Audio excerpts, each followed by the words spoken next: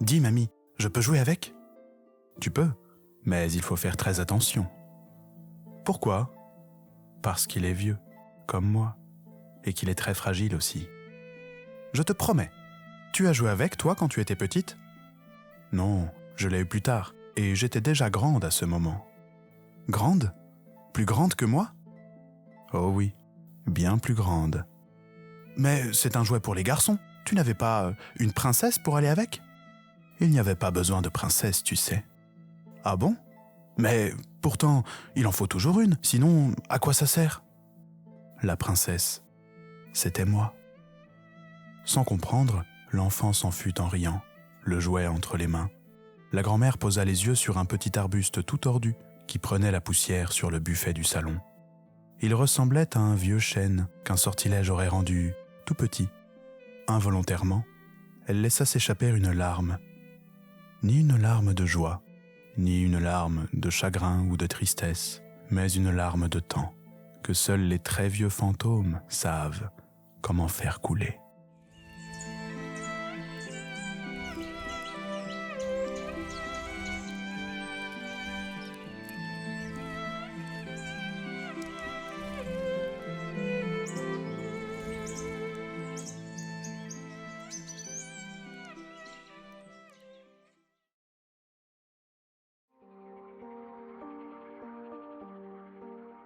Le chevalier et la marchande de soie. Premier chapitre. L'arbre de l'amour. Circonspect, je tournais dans la rue qu'on m'avait indiquée. Oh, elle était aussi biscornue et sinistre que les branches d'un vieux chêne mis à nu par l'hiver. Une étrange traboule, comme on en trouve plein ici, et où personne n'a intérêt à passer. Hormis ceux pour qui le temps est un butin qu'il faut économiser, ceux qui en sont amoureux et qui veulent l'oublier en restant seuls avec lui, et les plus pragmatiques qui ne s'en soucient guère et cherchent simplement quelque chose de précis que seule cette ruelle peut offrir. Les 3 raisons auraient pu me convenir, mais aujourd'hui je venais uniquement pour la dernière d'entre elles. Comme partout dans ce quartier séculaire, usé par les milliers d'âmes qui y ont vécu, les pavés étaient lisses, les murs décrépits, sales, et les bâtisses, affaissées par le temps, semblaient somnoler au gré des lumières fugaces qui traversaient leurs étroites fenêtres poisseuses. Je vérifiais brièvement le nom griffonné sur un papier et m'engageais sur la voie, prenant garde à le point glisser sur une des pierres de la chaussée, lustrée par la bruine. Une enseigne, digne d'une échoppe du Moyen-Âge, indiquait, sans doute possible, l'endroit que je cherchais. Je ralentis en arrivant à son niveau. La vitrine embuée permettait à peine de voir ce que renfermait la boutique, mais on pouvait toutefois se faire une idée en regardant la façade à la gloire passée qui indiquait, en jaune, sur un fond sapin, « Galerie botanique, plantes carnivores et de toutes sortes ». On m'avait certifié que, dans cette boutique, je trouverais à coup sûr des trésors qu'aucun fleuriste ou horticulteur conventionnel n'avait dans ses serres. Et, sans même y être entré, je n'en doutais absolument pas. En posant ma main sur un antique barreau cuivré qui faisait office de poignée à la porte en verre, je lus brièvement les horaires, peints avec soin de la même couleur que le nom de l'enseigne. J'étais parfaitement dans les temps. J'inspirais, poussais le battant avant de gravir sans peine une margelle de pierre que le temps et les pas avaient usée encore plus que certaines parties dites porte-bonheur qu'on trouve parfois sur les statues et que des mains désireuses d'un avenir meilleur viennent inlassablement fatiguer. Je fus surpris par le contact de mon soulier sur un sol rugueux et irrégulier de gros pavés hexagonaux en terre cuite. Ici aussi le temps avait fait son œuvre et ce sol austère semblait progressivement redevenir le matériau de base qui avait servi à le fabriquer. Le tintement métallique d'une clochette et le bruit de la lourde porte qui se referma derrière moi annoncèrent mon arrivée dans la minuscule boutique. Minuscule, ai-je dit ? Non pas. Elle devait sans doute être plus grande que ce qu'elle paraissait, mais était remplie de plantes aux larges feuilles qui semblaient vivre paresseusement, de petits végétaux vivaces dont les tiges pointaient vers la triste lumière que laissait passer la vitrine grasse. Des lierres ambitieux avaient étendu leur royaume bien au-delà de leurs jardinières originelles et dirigeaient toujours plus loin leur légion de tiges feuillues avides de conquête. De ci, de là, les vives couleurs de fleurs multicolores attiraient l'œil. Elles semblaient toutes, au travers des feuillages, clamer le titre d'impératrice à la beauté insurpassable de cet étrange empire.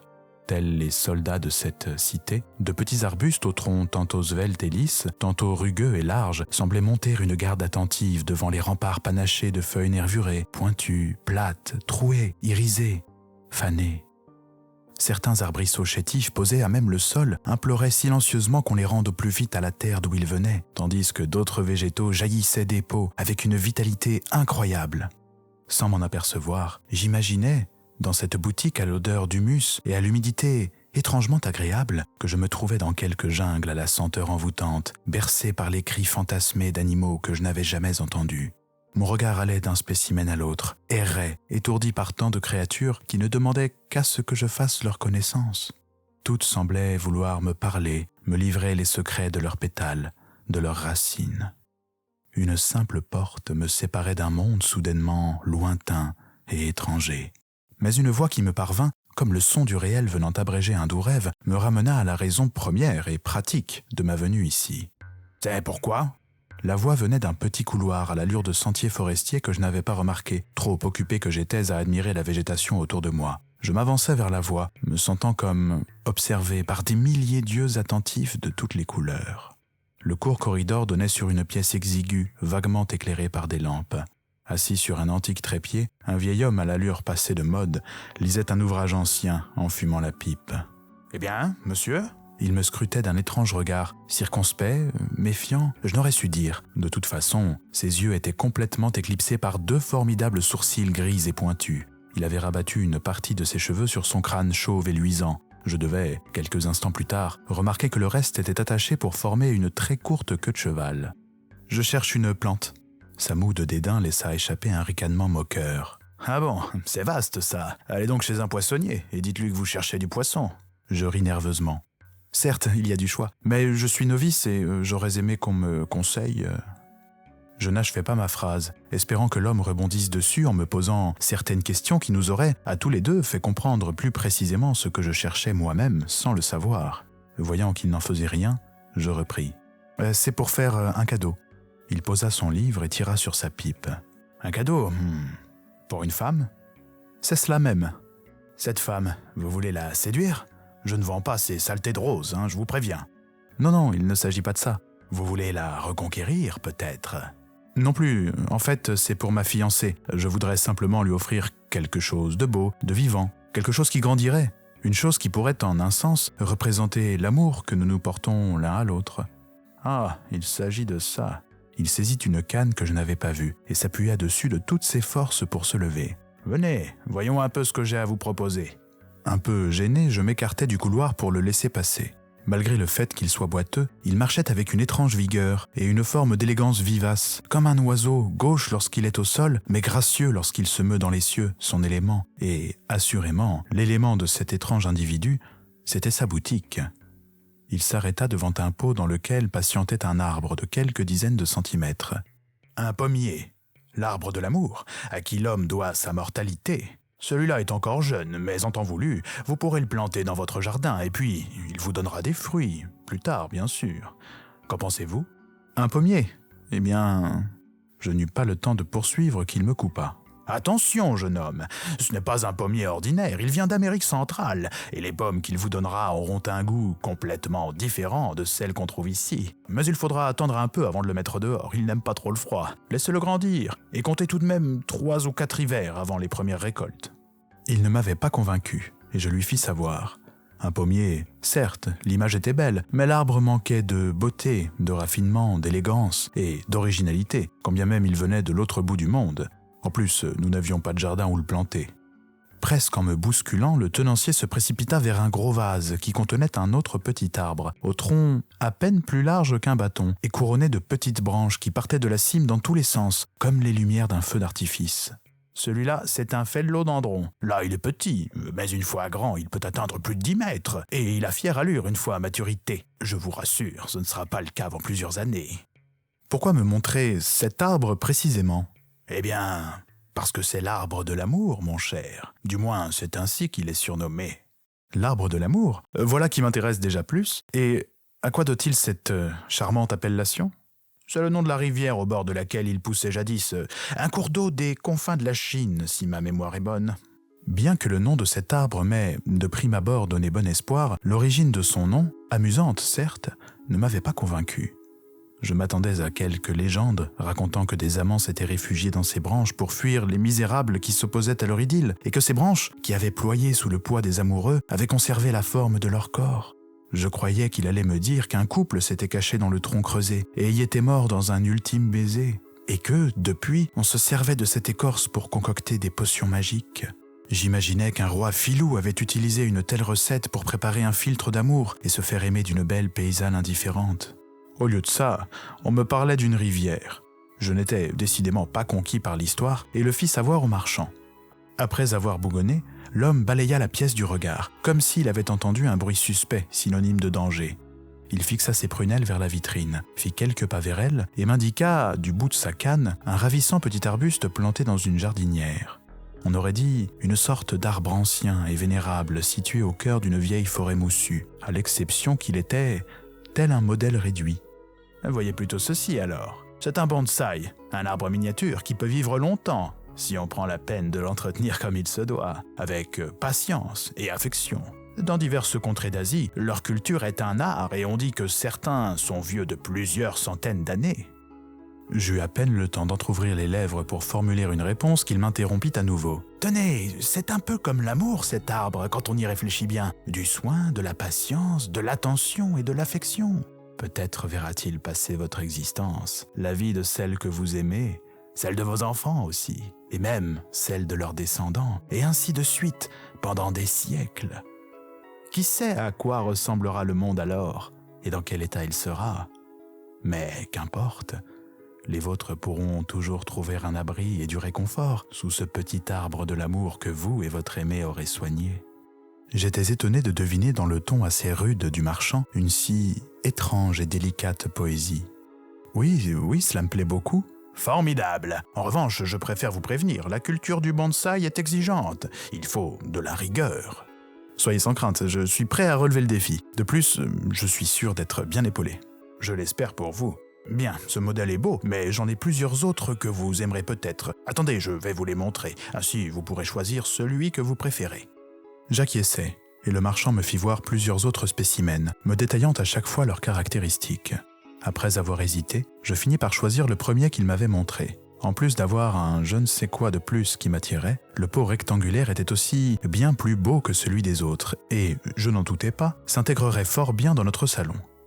Pour régler, le marchand m'invita à me diriger vers la caisse, un simple pupitre sur lequel trônait un registre et une boîte en fer cadenassée. Alors qu'il me parlait, je remarquai, involontairement, juste derrière lui, une photographie encadrée sur le mur. Des feuilles la masquaient partiellement, mais il me semblait y reconnaître, en bien plus jeune et souriant, l'homme que j'avais face à moi, qui posait à côté d'une plante. Malgré la monochromie, on devinait sans peine que le spécimen du cliché, qui occupait presque tout le cadre, devait être absolument horrible. On aurait dit une chimère, tout droit sortie d'une malédiction. À vrai dire, jusqu'alors, je ne soupçonnais pas qu'on puisse trouver plante aussi laide. Les feuilles courtotes et épaisses ressemblaient à des mollusques malsains garnis de picots. Les fleurs étaient infâmes, de sinistres grosses bouches sombres qui semblaient hurler atrocement en vomissant leurs propres pistils. À l'informe labyrinthe de tiges tordues, torsadées et épineuses, une multitude de fruits grotesques étaient agrippés comme autant de tumeurs. Malgré l'affreuse plante avec laquelle il posait, le jeune marchand de la photo souriait, et son air béat en disait long sur sa fierté d'être en compagnie d'une œuvre végétale si singulière. « C'est vous sur la photo ?» Sans m'en rendre compte, je l'avais interrompu alors qu'il me donnait quelques conseils pour l'entretien du bonsaï. Il sembla surpris et se retourna pour voir le cliché dont je parlais. « Oh oui, c'est moi. Moi et mon Angélique. On ne la voit pas en entier sur la photographie. » « Angélique ?» ?»« C'est ça. Je ne crois pas avoir déjà vu une plante pareille. » « Oh, Angélique était une plante unique que vous ne trouverez nulle part maintenant. Dans le temps, j'étais botaniste du roi, vous savez. » J'étais dubitatif. J'ignorais de quel roi il parlait, mais là où nous vivions, il y a belle lurette qu'on n'en avait pas vu. Il m'avait demandé de lui créer la plus belle plante qui soit. J'ai cherché pendant des années avant de la mettre au point. Ainsi, c'était donc lui le créateur de cette immondice ? L'idée que l'homme qui avait accouché d'une telle horreur se tenait à quelques dizaines de centimètres de moi me fascina autant qu'elle me fit frissonner. Mais je n'osais l'interrompre. Vous l'auriez vue. Magnifique, elle éclipsait toutes les autres. Partout où elle allait, on ne remarquait qu'elle. Et son parfum, oh, je ne pourrais vous le décrire sans évoquer le paradis. En l'écoutant parler, je sentais, dans cet être vieux et rabougri, se réveiller le jeune homme passionné qu'il avait dû être, ce jeune homme de la photo. Je hochais poliment la tête tandis qu'il me parlait de tous les déboires qu'il avait eus pour obtenir son affreuse Angélique. Je me gardais d'ailleurs bien de lui dire à quel point sa création me semblait monstrueuse.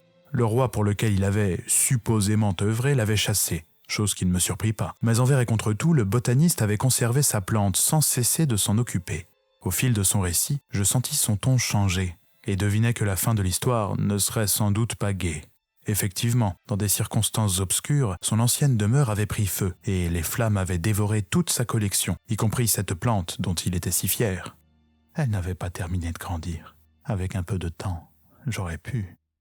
Il laissa sa phrase en suspens, puis se remit soudainement à parler plus concrètement du bonsaï qu'il venait de me vendre.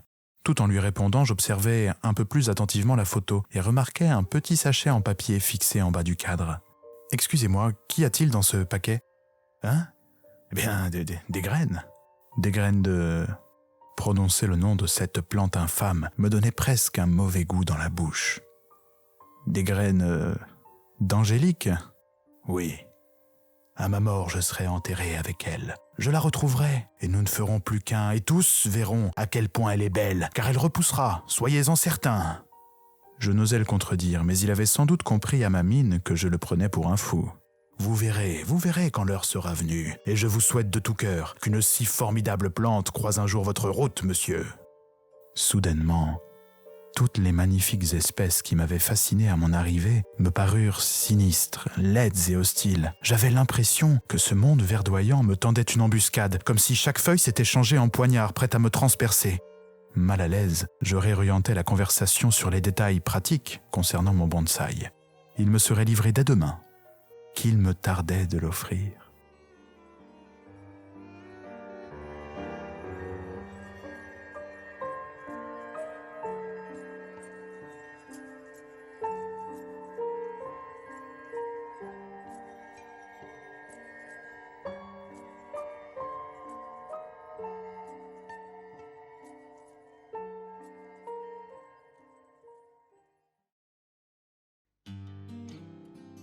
Le chevalier et la marchande de soie. Chapitre 2. Quand le monde n'existait plus. Le temps au travail n'était passé ni lentement, ni rapidement. Un jour de plus, similaire aux autres. Le genre de journée qui ne représente rien jusqu'à ce qu'on la mette bout à bout avec les autres qui lui ont ressemblé. Le tout prend alors une sorte de forme cohérente et devient une entité temporelle dont on n'a pas conscience sur l'instant, mais qu'on visualise seulement bien plus tard, quand de tels jours n'existent plus. Il y avait eu l'enfance, l'adolescence, puis les études, et maintenant, il y avait ce temps que je ne savais pas nommer. De nombreux soucis étaient venus m'occuper l'esprit, mais la perspective de rentrer à la maison retrouver Ophélie les faisait s'évaporer complètement. Nous vivions assez loin de la modestie, dans le bon sens du terme. À vrai dire, mon seul salaire pouvait suffire à nous faire vivre sans trop de peine, mais Ophélie n'était pas encline à l'oisiveté. L'inactivité la rendait comme un lion en cage, et elle travaillait dans une boutique du passage de Largue. Ce soir-là, je clenchai à peine la porte qu'elle me sauta au cou. « Mon chéri, sais-tu que je t'aime ?» Elle m'embrassa avant que je puisse lui répondre que moi aussi je l'aimais. « Quelle folie as-tu encore fait ?» Je posai mon pardessus et me déchaussai sans vraiment comprendre. Elle était tout enjouée, presque aussi sémillante qu'à Noël, son jour favori de l'année. « Viens voir, je t'ai attendu, tu sais ?» « Attendu, mais pourquoi faire ?»« Allons, ne joue pas les innocents. » Elle me prit par la main et m'emmena au salon. Sur notre table était posée une grosse jardinière que je reconnus sans peine puisque je l'avais vue la veille chez le vieux botaniste. Je le confesse, j'étais tout à fait déçu car le pot était complètement vide. Enfin, on l'avait rempli de terreau frais, mais à part ça, dedans, il n'y avait aucune trace du bonsaï qui s'y trouvait naguère, ce bonsaï que j'avais acheté. Le livreur a aussi donné ceci. Ophélie agita devant moi une lettre cachetée. La déconvenue de trouver chez nous un vulgaire bac de terre vide m'irritait vraiment, mais l'air si content d'Ophélie chassait toute forme d'agacement pour la remplacer par une indescriptible sérénité. Elle est belle en toutes circonstances, dans son sommeil, au moment où ses yeux s'ouvrent le matin, quand elle rit. Même quand elle pleure, qu'elle est malade ou un peu saoule, je la trouve merveilleuse. Mais de toutes les facettes de sa beauté, une surpasse toutes les autres, celle qu'elle a quand elle est heureuse. Et là, à cet instant précis, je ne l'ai jamais vue aussi belle. mais je ne lui dis pas. Mes yeux se posèrent sur le bac, et bien contre mon gré, une pointe de déception refit surface. Ophélie agita à nouveau le courrier sous mon nez. « Une lettre, tiens donc !» Elle saisit un coupe-papier et me sourit. « Je peux l'ouvrir ?»« Non, c'est formellement interdit. » Elle me sourit, habituée qu'elle était de mes lutineries. Puis, soigneusement, elle découpa l'enveloppe et écarta les bords pour voir le contenu. Étonnée, elle en tira quelques billets. Je reconnus une partie de la somme que j'avais donnée au marchand. Je récupérai la liasse que maintenait une petite bande de papier sur laquelle on avait inscrit « Prix de la patience ». Intérieurement, j'étais un peu bougon, mais l'excitation et le ravissement d'Ophélie étaient magiques. Ils pouvaient faire disparaître le monde. Elle sortit de l'enveloppe un papier maculé de terre sur lequel était griffonné un texte qu'elle s'empressa de lire à voix haute. Pour planter, avec les doigts, former un petit creux de 2 à 3 cm environ, puis y mettre la graine. Ensuite, recouvrir et tasser légèrement. Humidifier quotidiennement jusqu'à la première pousse. Pour l'entretien, arroser le matin ou le soir, 2 à 3 fois par semaine, réduire la fréquence à 1 fois au cœur de l'hiver et l'augmenter à un arrosage tous les 2 jours pendant les étés chauds. Installer dans un endroit lumineux, mais ne pas exposer à la lumière directe du soleil. Être patient et ne pas rempoter. Il y a autre chose, poursuivit-elle en palpant le courrier. Délicatement, elle tira de l'enveloppe un petit sachet de papier cacheté sur lequel il était simplement écrit « L'amour ». Elle me regarda, surprise, ravie. Moi, j'ai ouvert l'enveloppe. Maintenant, c'est ton tour. Je m'exécutais et, très doucement, je fis tomber le contenu du sachet dans la paume de ma main. C'était une graine qui me fit étrangement penser à une minuscule cacahuète sur laquelle on aurait greffé l'aile d'un beau papillon. Qu'est-ce que c'est ? Une graine ? Oui, je le vois bien, mais une graine de quoi ? Une graine de bonsaï. Ah bon ? Mais qu'est-ce qu'un... Elle hésita à répéter le mot, parce qu'elle savait que si elle le prononçait mal, je sauterais sur l'occasion pour l'embêter. Qu'est-ce qu'un bonsaï ? La prononciation était correcte, mais je pris un malin plaisir à la faire répéter pour qu'elle en doute. « Oh allez, arrête de faire l'idiot !» fit-elle avec un ton qui suggéra qu'elle aurait bien aimé que je continue un peu. « Tu verras bien ce que c'est quand il aura poussé. »« Ah non, hors de question d'attendre. »« Bon d'accord, un bonsaï, c'est un arbre. »« Un arbre ? Non mais on ne va pas avoir un arbre dans le salon. Quand on aura une maison et un jardin plus tard, je veux bien, mais là... » « Attends, laisse-moi terminer. Un bonsaï, c'est un arbre, mais en modèle réduit. Il ne sera pas plus grand que ça. » Je surplombais la jardinière avec la paume de ma main, la plaçant à la distance approximative où, la veille, j'avais vu le spécimen qui s'y trouvait. On dit que ces arbres peuvent vivre très longtemps, parfois plus de 100 ans, mais à condition qu'on s'en occupe avec soin. Et pourquoi as-tu acheté ça ? Ce n'est pas un achat, c'est un cadeau. Un cadeau pour nous deux. Je me disais que ce petit arbre serait comme la matérialisation de l'amour que toi et moi, nous portons. Mais je vais retourner à la boutique pour demander des comptes. Je pensais que nous aurions déjà l'arbre dans le pot, pas une simple graine. Mais justement, c'est encore mieux. Nous allons pouvoir la planter ensemble et regarder ce petit arbre pousser tous les deux. Et quand nous serons vieux, nous le verrons et nous repenserons à ce soir. Tu ne sais pas à quel point ça me touche. Nous nous admirons sans rien dire. Le monde n'existe plus. Il n'y a plus qu'Ophélie, moi, et une petite graine de rien du tout.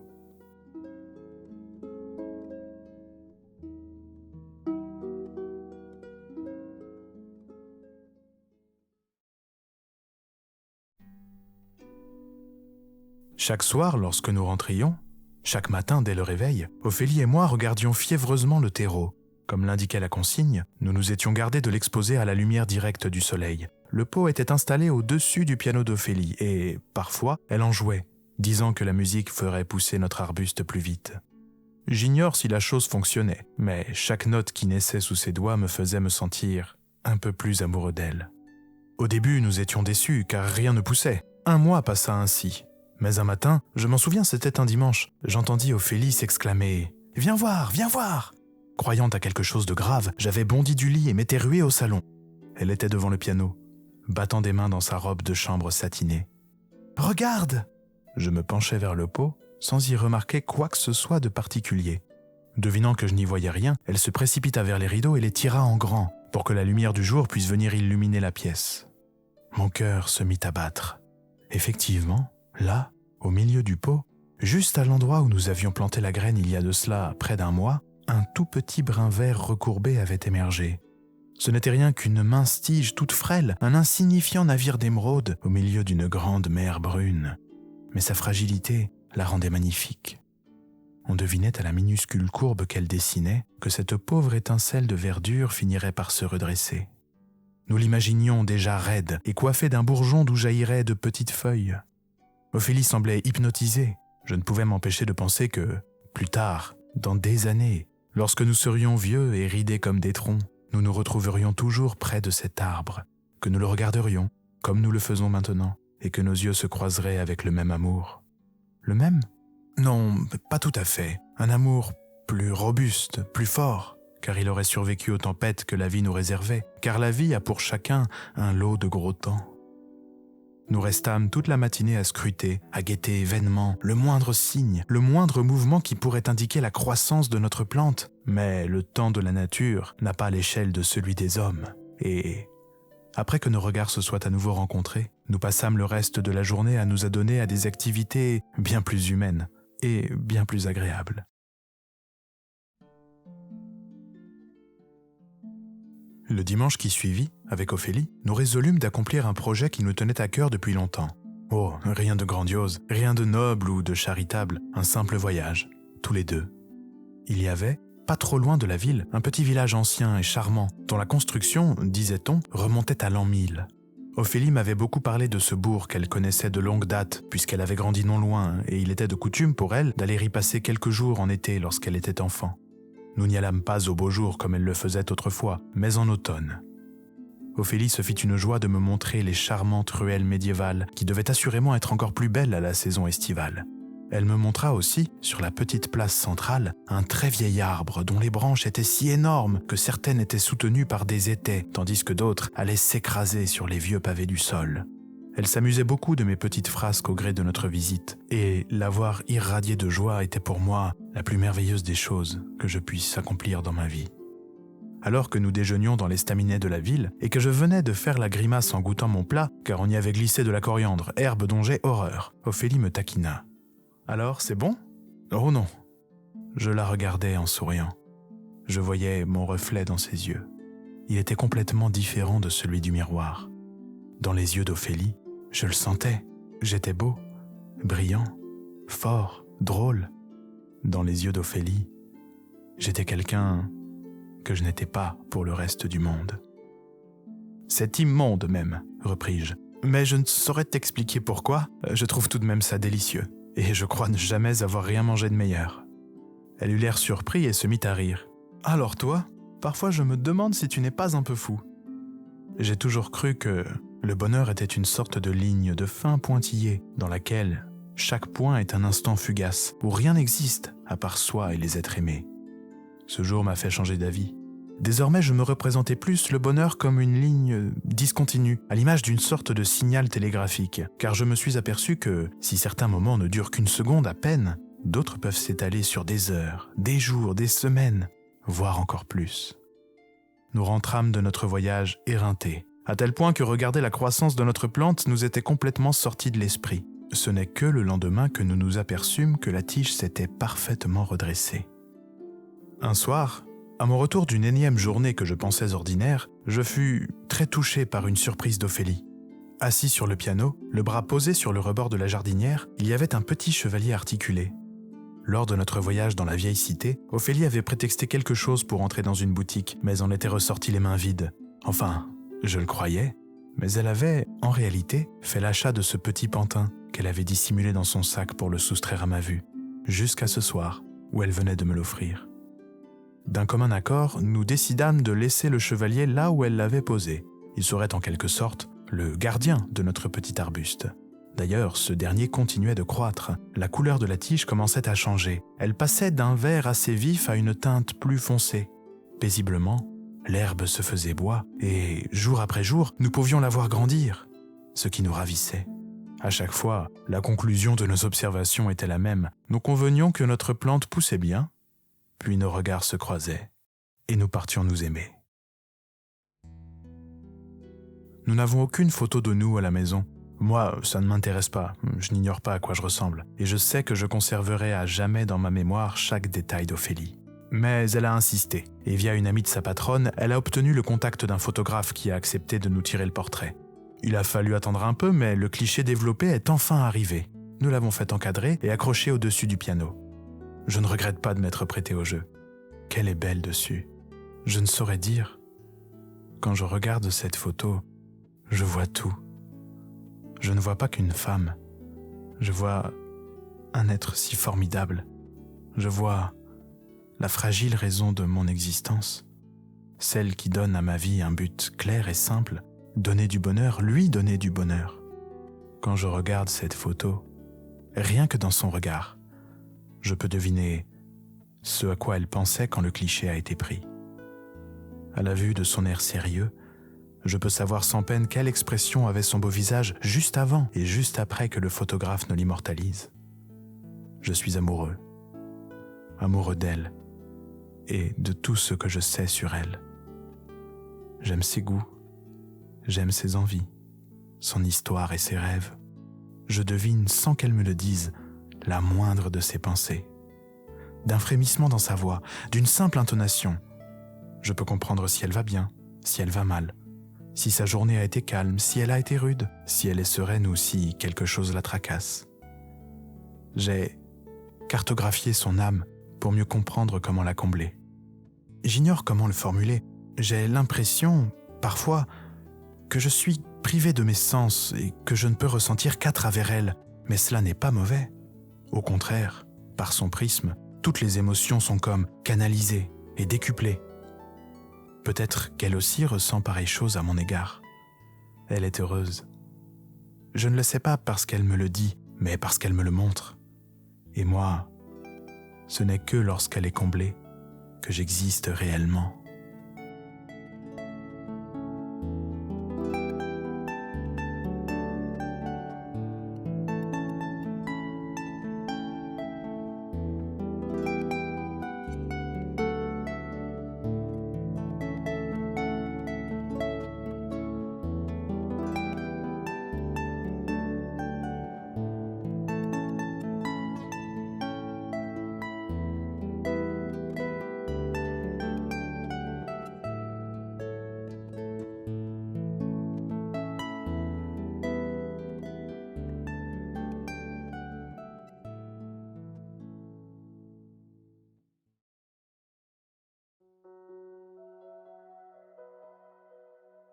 Le chevalier et la marchande de soie. Chapitre 3. Le lot de chacun. Les jours filèrent et ce fut bientôt le temps des fêtes. Notre arbuste prenait forme, pour notre plus grande fierté. Les quelques feuilles qu'il y avait dessus grandissaient. La tige se hissait toujours plus haut. Bien qu'à ce stade, ce ne soit toujours qu'une simple pousse, je la trouvais déjà merveilleusement belle et je n'osais à peine imaginer à quoi elle ressemblerait dans le futur. Un soir, alors que nous la regardions, Ophélie proposa quelque chose. « Et si on lui donnait un nom ?»« Oui, bonne idée. Tu en as un en tête ?»« Oh non, et toi ?»« Je voudrais l'appeler Ophélie. »« Comme moi ? Tu es bête. Une seule Ophélie, ça ne te suffit pas. Des fois, je ne serais pas contre en avoir deux. »« Oh, mais non, on ne va pas l'appeler Ophélie. Déjà, il faut se décider. Masculin ou féminin ? Vu que c'est un bonsaï, je dirais plutôt quelque chose de masculin. C'est un bonsaï, mais c'est une plante. Oui, eh bien, nous n'avons qu'à choisir un prénom qui marche dans les deux sens. Je suggérais plusieurs prénoms, sans succès. Attends, je réfléchis. Ophélie prit un petit air concentré. Je ne pouvais m'empêcher de penser que chacune de ces expressions était autant de surprises que m'offrait sa beauté. Ophélie était comme un territoire immense qui regorgeait de merveilles et moi, j'étais un voyageur qui tentait d'en faire la carte. Un gyrovague qui arpentait chaque sentier, s'extasiait devant chaque rivière. Un vagabond qui se retrouvait étourdi par la découverte inopinée de surprenantes montagnes magnifiques et qui, parfois, se plaisait à retourner errer dans des endroits plus familiers pour y trouver un charme réconfortant. « Est-ce que tu aimes bien Morgane ?» demanda Ophélie. « Morgane ? Oui, ça me va. En ce cas, souhaitons la bienvenue à Morgane. » Cette année, nous avions prévu d'aller passer Noël en Alsace, chez ma famille, mais un problème se posait. Comment faire pour arroser convenablement notre arbuste en devenir si nous n'étions pas là ? À coup sûr, il dépérirait si nous l'abandonnions pendant plus d'une semaine. Nous nous résolûmes à demander à notre gardienne, qui accepta volontiers, de prendre temporairement le relais. À notre retour, nous fûmes surpris de constater que, pendant notre absence, Morgane avait encore grandi. On devinait que la tige continuait de pousser et que de nouvelles feuilles feraient bientôt leur apparition au-dessus des autres. En remerciement, nous proposâmes à notre concierge et à son époux de venir prendre le thé chez nous, et notre invitation fut acceptée volontiers.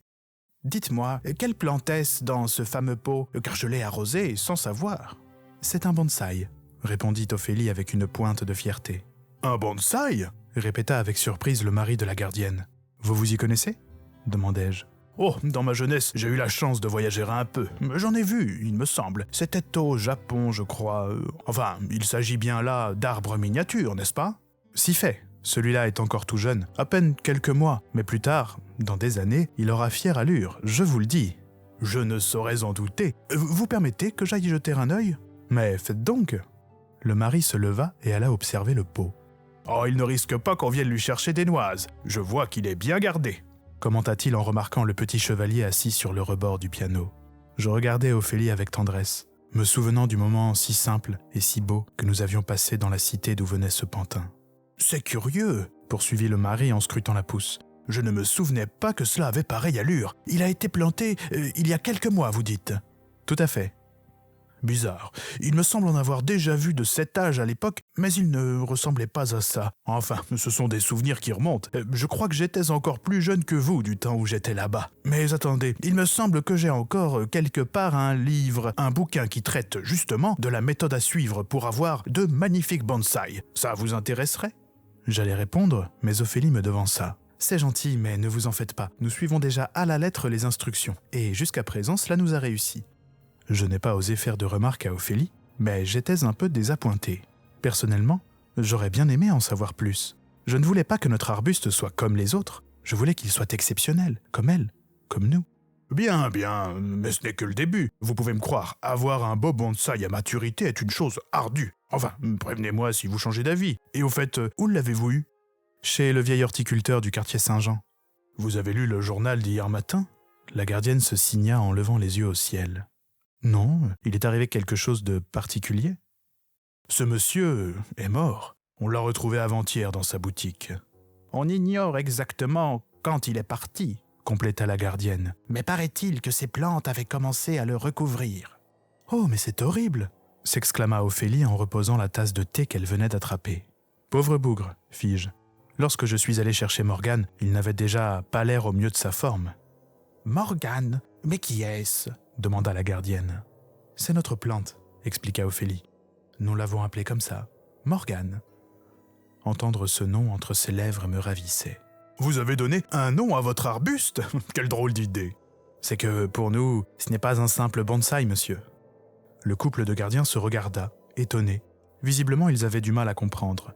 Mais passé quelques instants, la concierge sembla saisir l'idée et le fit savoir par un sourire bienveillant. Oh, je vous avoue que je trouve ça plutôt touchant. Mais dites-moi, fis-je à l'intention du mari, comment est mort le botaniste ?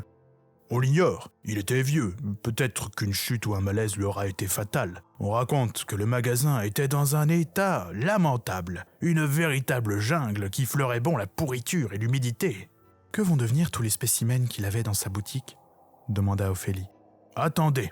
Le mari se leva et se dirigea vers le porte-manteau. J'ai l'article, fit-il en tirant un journal de la poche de sa veste suspendue. Il le déplia et le parcourut brièvement. Toutes les plantes mortes seront jetées. Le reste sera vendu aux enchères par lot. La mairie organise une vente devant le magasin pour financer la rénovation avant de le relouer. Vraiment ? Mais quand est-ce ? demandai-je. Eh bien, demain matin. Tu veux y aller ? me demanda Ophélie. Sans doute, il y avait des tas de belles choses dans la boutique et ça fera de la compagnie à Morgane. Je trouve ça sinistre, répondit-elle. Comment ça ? Je ne sais pas. Ce sont les possessions d'un mort. Elle est parfois superstitieuse. Tu sais, Ophélie, ce sont de simples plantes, et puis le vieux botaniste aurait sans doute préféré qu'elle décore les intérieurs et fasse la joie des gens plutôt que de les voir pourrir ou finir dans un bûcher de mauvaises herbes. Tout à fait, approuva le mari. Ce ne sont que des plantes. Qu'on le veuille ou non, la plupart d'entre elles nous survivent. La traboule était bondée, enfin, par rapport à d'habitude. Il n'y avait que moi, quelques vieux messieurs aux mains brunes de terre et une vieille femme habillée en noir. Un employé de la mairie vint annoncer les différents lots. Quelques-uns attirèrent particulièrement mon attention. D'ailleurs, je me souvenais avoir précisément vu certains des végétaux lors de mon passage à la boutique, il y a maintenant longtemps. Voir cette ruelle obscure et grisâtre envahie par autant de verdure vivace était étrange, comme si ce jour, à l'image d'un feu d'artifice émeraude, était le point final de l'histoire sans importance de cet endroit. On avait entassé les déchets de fleurs, de feuilles et de tiges mortes dans un coin et récupéré autant de terre que possible. Elles se trouvaient conditionnées dans de gros sacs empilés les uns sur les autres, mais il y avait surtout des plantes par centaines. Certaines étaient vendues en pot, d'autres en vrac, avec des mottes de terre entrelacées dans leurs racines. Il y avait aussi une armée de vases de toutes les formes, de toutes les tailles, et assez d'arbustes pour entamer la création de forêts nouvelles. Plus loin, sur la chaussée, on avait sorti quelques pièces d'un mobilier éreinté. J'appris en demandant à l'employé qu'il s'agissait des possessions du marchand. Sur son vieux bureau, il y avait, attachés en petits paquets, des lots de livres, sans doute des ouvrages botaniques. Et sur une table, qui avait dû être celle sur laquelle mangeait le vieil horticulteur, un véritable bataillon d'outils de jardinage attendait qu'on le passe en revue. Je scrutais le tout, ignorant à vrai dire ce qui m'intéressait. Tout en observant les plantes, je songeais à la meilleure compagnie à trouver à Morgane. Mais je pensais aussi à Ophélie, bien sûr, et cherchais du regard, dans le fouillis multicolore, un cadeau à lui faire. Peut-être pourrais-je lui prendre une belle orchidée ? Quoique non, elle n'aimerait sans doute pas ça. Il lui faudrait quelque chose de plus surprenant. Bah, je trouverais bien de quoi faire son bonheur. Je sais que je suis plutôt bon dans ce domaine. Les sacs de terre partirent les premiers. Vinrent ensuite les arbustes. Le pommier que j'avais vu jadis et que le vieux marchand avait tenté de me vendre repartit en tressautant dans le cabrouet d'un vieil homme, à l'air ravi de son achat. J'ignorais volontairement les ventes des plantes les plus exotiques, qu'assurément je n'aurais pu entretenir chez nous dans les conditions qu'elles requéraient. Elles étaient pourtant formidables. Au gré des lots qui partaient, je désespérais de plus en plus de trouver quelque chose à ramener à la maison. Après qu'on eut vendu des bulbes de tulipes, le commissaire-priseur fit apporter, par un garçon chétif, un lot d'une demi-douzaine de plantes singulières aux couleurs vives, vertes et rouges. Certaines ressemblaient à s'y méprendre à de curieuses algues qu'on aurait délogées des fonds marins. Eh bien, le prochain lot comporte une série de plantes carnivores. Nous avons, si je ne m'abuse, 2 Beldionées, 3 Elianthora de variétés différentes et des Drosera. Qui pour le lot, nous commençons à 1. Des plantes carnivores ? Oh, voilà qui plairait beaucoup à Ophélie. Je levai la main pour me porter acquéreur. Visiblement, elles n'intéressaient personne d'autre que moi, et je les obtins au prix de réserve. Outre ce petit cadeau, je fis aussi l'acquisition d'un bollière anglais, d'une imposante fougère et de quelques pots remplis de terre fraîche, en me disant que j'emmènerais Ophélie chez un fleuriste plus classique pour qu'elle puisse choisir elle-même les graines que nous ferions pousser dedans. Presque toutes les plantes partirent, tout comme les acheteurs qui, au fil des lots, disparaissaient les uns après les autres. La vente touchait à sa fin, et, à présent, nous n'étions plus que 3. La vieille femme, un homme bien mis dans la fleur de l'âge, et moi. Le commissaire-priseur commençait à se fatiguer. « Qui est intéressé par le mobilier ?» La vieille femme tendit le bras. « Et vous, messieurs ?» Nous fîmes non de la tête. « Le tout pour 8, ça vous va, madame ?»« Pour 6 ?» Le commissaire ne prit même pas la peine de réfléchir. « Entendu, et maintenant, finissons-en avec les livres. Il y a 3 lots. 2 comportant chacun une dizaine de livres divers, principalement des traités et des manuels d'horticulture. Le 3e est composé de 6 tomes d'une encyclopédie botanique. « Les encyclopédies vous intéressent-elles, monsieur ?» me demanda poliment l'homme à côté de moi. « Non pas, je suis plutôt curieux du reste. En ce cas, je propose que vous n'enchérissiez pas sur les encyclopédies, et en retour, je ne ferai pas monter le prix des 2 autres lots. » L'affaire fut entendue. La vente s'acheva, et je m'en fus avec, sous le bras, une vingtaine de livres.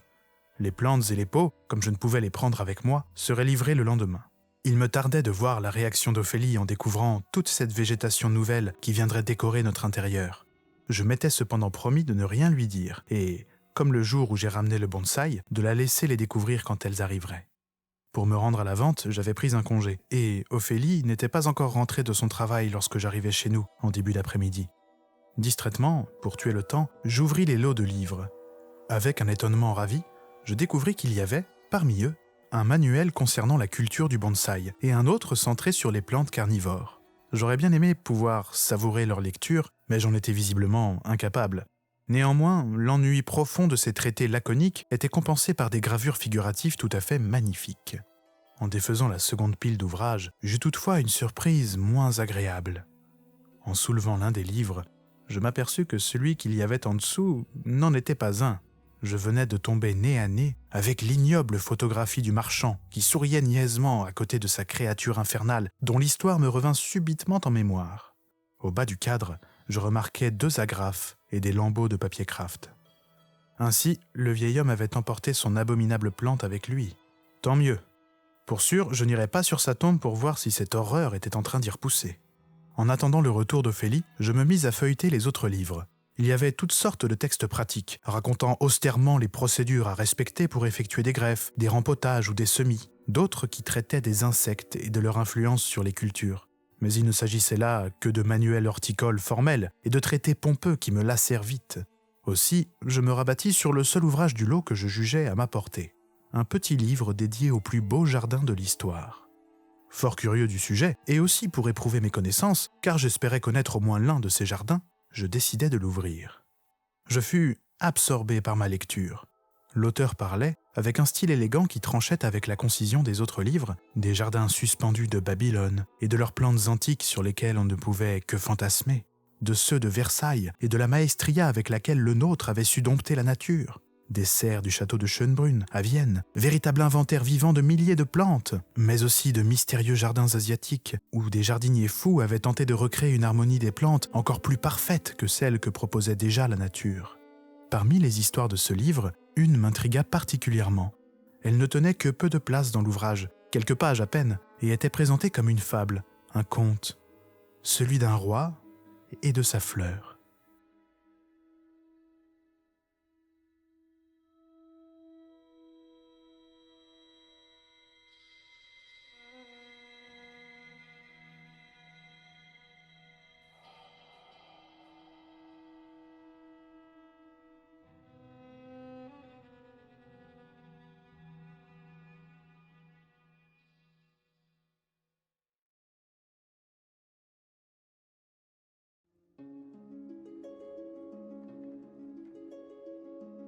Le chevalier et la marchande de soie. 4e chapitre. Fable du roi et de la fleur. Il était une fois un souverain passionné de botanique qui avait réalisé, à force de travail et de patience, un merveilleux jardin qui surpassait en beauté tous les autres de son temps. On se pressait de partout pour admirer l'harmonie des bosquets, la subtilité du tracé des ruisseaux, la magnificence des fleurs et la grâce des fontaines. Cependant, quelque chose manquait. Il fallait à ce jardin un joyau qui achève de le compléter. Les jardiniers des 4 coins du pays, comme autant de joailliers désireux de briller, vinrent tenter leur chance auprès du roi et lui proposèrent les résultats sublimes de greffes complexes dont l'aboutissement avait pris des années. Mais le souverain restait insatisfait. Jusqu'au jour où un homme se présenta avec une semence qu'il proposa, en expliquant au monarque que, de cette graine allait naître une plante. De cette plante jailliraient des feuilles qui surpasseraient en délicatesse toutes les autres, des fleurs qui éclipseraient jusqu'aux plus belles des roses, et, de cette même plante fantastique, sortirait un parfum si exquis que nulle odeur connue ne serait digne d'être utilisée pour le décrire. Mais pas seulement. Cette plante offrirait aussi un fruit merveilleux, exceptionnel, que, de mémoire d'homme, on n'avait jamais vu. Un seul et unique fruit cependant. L'homme n'en dit pas plus là-dessus. Il précisa tout de même que pour obtenir pareil miracle, il y avait une condition. Il expliqua que la plante ne devait point être arrosée par de l'eau, mais par du sang, et que lorsque le fruit serait mûr, il viendrait lui-même le cueillir et l'emporterait. Le souverain, de prime abord peu convaincu, accepta après que la reine, la seule qui pouvait avoir une influence sur son tempérament et ses décisions, eut achevé de le convaincre. L'homme étrange lui remit donc la graine et s'en fut. Au début, le roi ordonna à ses bouchers de préserver le sang des porcs, à ses tonneliers de le stocker et à ses jardiniers d'en user avec parcimonie. La plante commença à pousser et le roi la trouva magnifique. Il la jugea cependant trop belle, trop raffinée pour être arrosée du sang de vulgaires cochons. Il ordonna donc à chaque maquignon du royaume de saigner le bœuf le plus fort de son troupeau, à ses tonneliers de conserver leur sang et à ses jardiniers d'en user généreusement. La plante sembla s'en ravir et devint encore plus belle. Mais aussi soudainement qu'une plante puisse le faire, elle s'arrêta de pousser.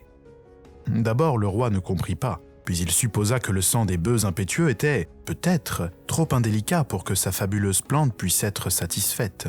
Il ordonna donc qu'on utilise dorénavant et principalement celui des veaux, bêtes dont l'innocence et la fragilité lui rappelaient celle de sa plante. Outre ce nouveau régime, il chargea ses plus brillants alchimistes d'élaborer des mixtures mêlant les sangs de divers animaux auxquels sont attachées certaines vertus. Chats, chiens, oiseaux, agneaux, poulains, même le fluide de certains poissons mystérieux pêchés au fond des mers vint alimenter les racines de la plante qui s'était remise à grandir, à s'embellir. On avait même remarqué qu'un étrange fruit avait commencé à s'ébaucher sur la toute première branche. Mais une fois de plus, les feuilles se figèrent et tout cessa de croître. À présent, c'est à peine si on parvenait à maintenir la plante en l'état, tant elle était grosse et tant elle exigeait de sang. La reine parvint à freiner les insanités de son mari, lui faisant comprendre que c'était folie de vouloir continuer à faire pousser davantage cette merveille, qu'elle était très bien et très belle ainsi. Le roi l'écouta. À défaut de voir croître naturellement la beauté de sa plante, il se mit à l'orner de parures, de joyaux magnifiques, de chefs-d'œuvre accomplis spécialement par ses meilleurs orfèvres, mais il les fit vite enlever, jugeant tous ces bijoux trop laids en comparaison des fleurs qu'ils avaient à leur côté. Le souverain finit par se raviser et ordonna que l'arrosage reprenne. Ainsi, même la tendresse de la reine et ses sages paroles ne purent empêcher le roi de se remettre en quête de nouvelles sources pour satisfaire sa plante. Il fit venir de lointaines contrées des hordes d'animaux exotiques que personne dans le pays n'avait jamais vus. On les exposa un temps dans le jardin, de sorte que tout le peuple puisse venir les admirer. Mais après un temps, toutes les bêtes finirent par être tuées et leur sang, soigneusement récolté, fut utilisé pour abreuver la merveilleuse plante qui avait repris son épanouissement. On se pressait maintenant des 4 coins du royaume et même de plus loin encore pour l'admirer, car il n'y avait plus aucun sentier, plus aucun chemin que la rumeur de sa magnificence n'avait pas arpenté. Et à peine l'avait-on vu un jour qu'on revenait le lendemain pour constater que sa splendeur s'était encore accrue. Outre les tiges, les pétales et les feuilles, le fruit, lui aussi, grossissait, et une curiosité étonnante avait d'ailleurs commencé à apparaître.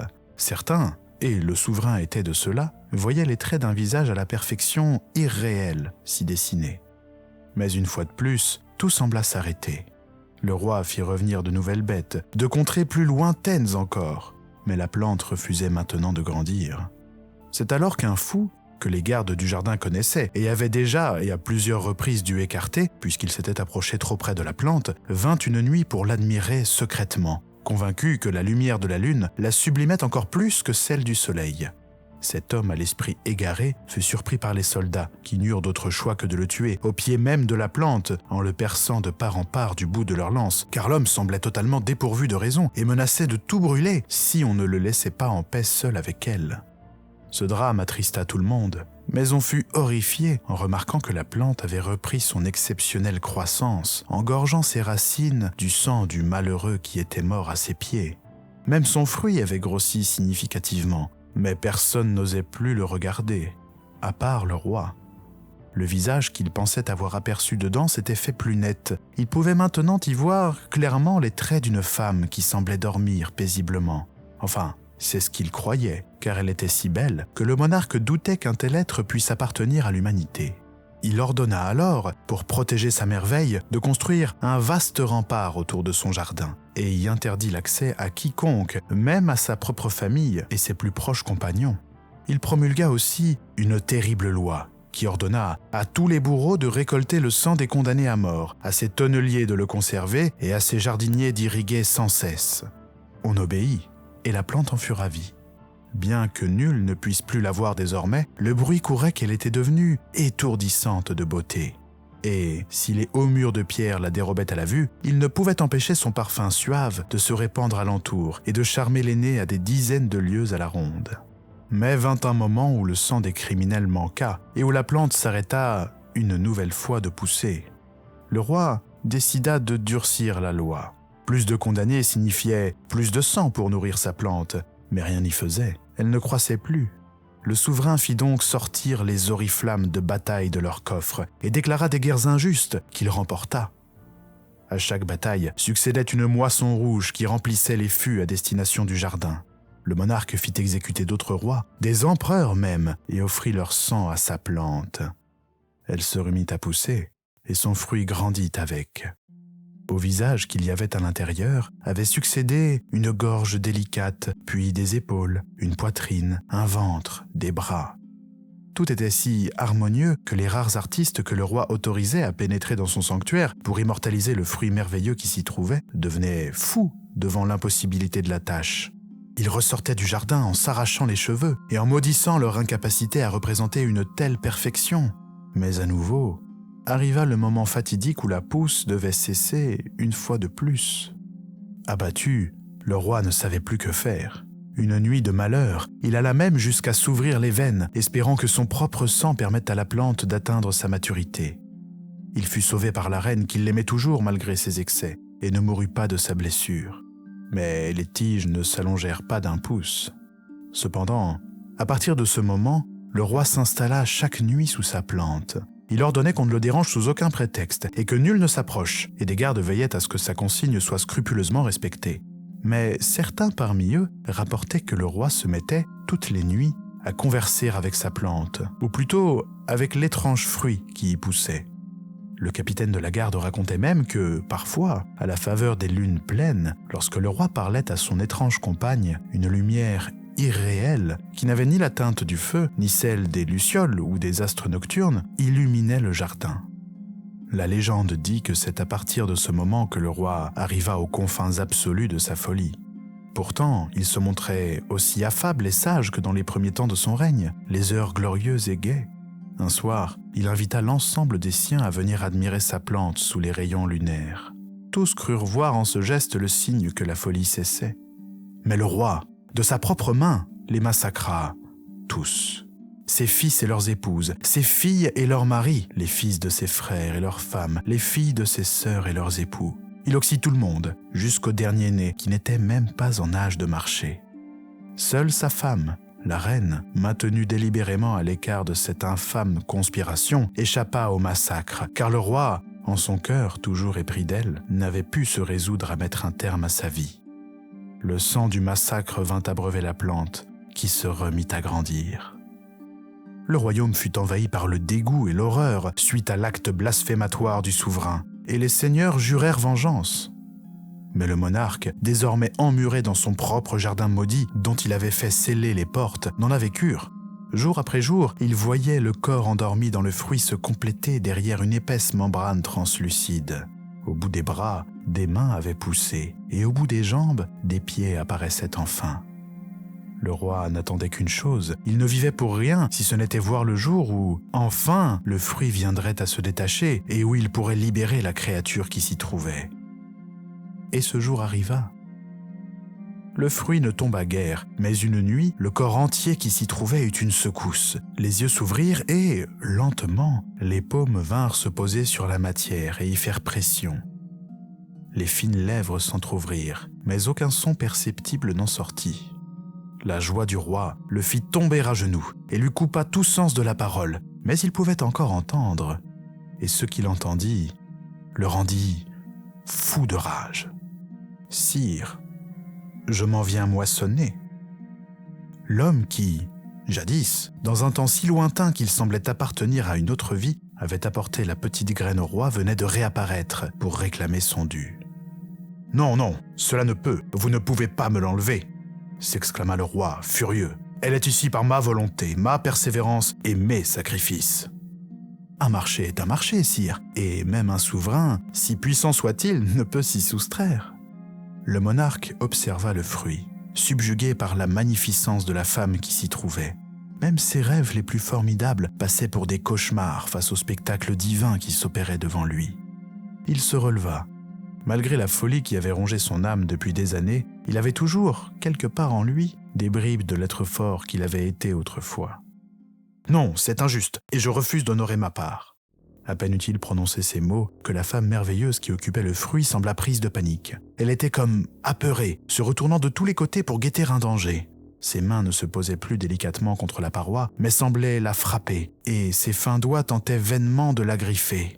Les traits de son visage si beau se mirent à dessiner l'expression d'une peur infâme. « Qu'est-ce que cela ? Que fais-tu, sorcier ? Cesse, je te l'ordonne !» Les deux parties d'un accord sont égales, sire. Qu'un roi fasse affaire avec un autre roi ou un manant, peu importe. Je refuse d'honorer ma part, je te l'ai dit. » La femme semblait de plus en plus effrayée. Son corps parfait se tordait et se recroquevillait sous des coups qui ne semblaient visibles et perceptibles que par elle. « Assez, assez, je ne puis assister à pareil spectacle. » Le roi s'effondra en pleurs.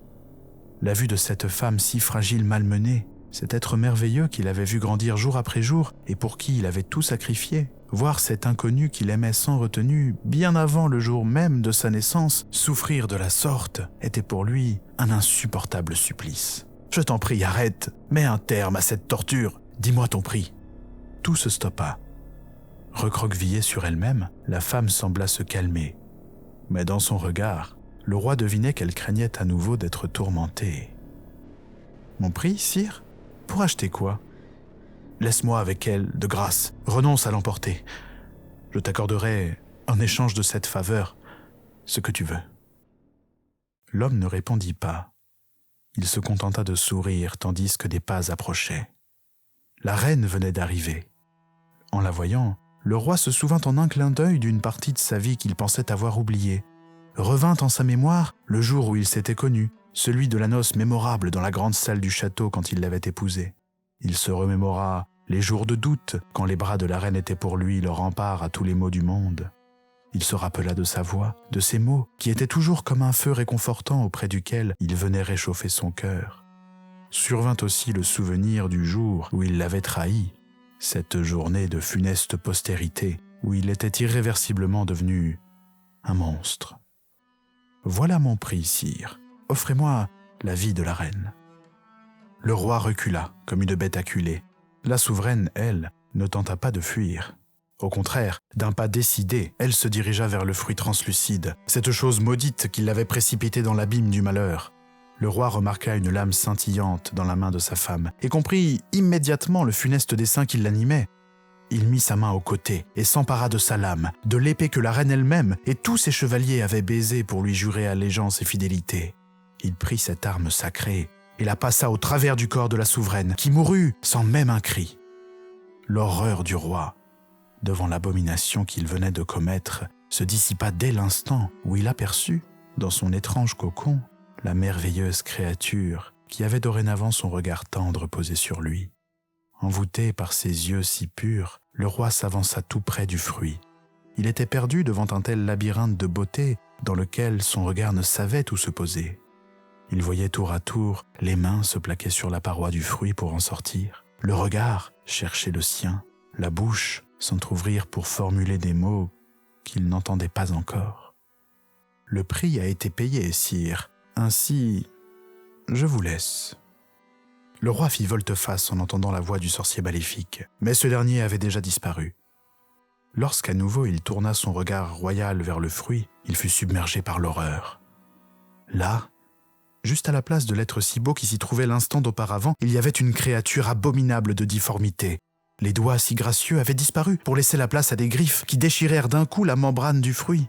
Stupéfait par l'ignominie, le roi ne put faire le moindre geste. La chose se libéra. Le souverain ouvrit la bouche pour hurler, mais l'abomination face à lui donna un infâme baiser.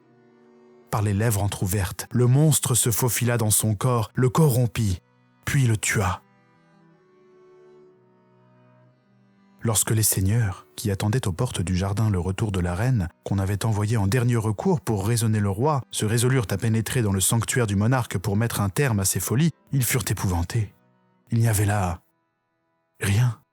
rien qu'un jardin gouverné par des ronces noires et tranchantes, des champignons vénéneux difformes, des fleurs pestilentielles. Et au centre, là où on l'avait planté jadis, tu sais que tu es très beau quand tu es concentré.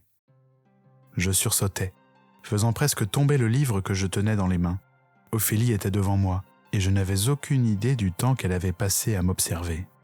J'étais en train de lire. Bon sang, je ne t'ai même pas entendu rentrer.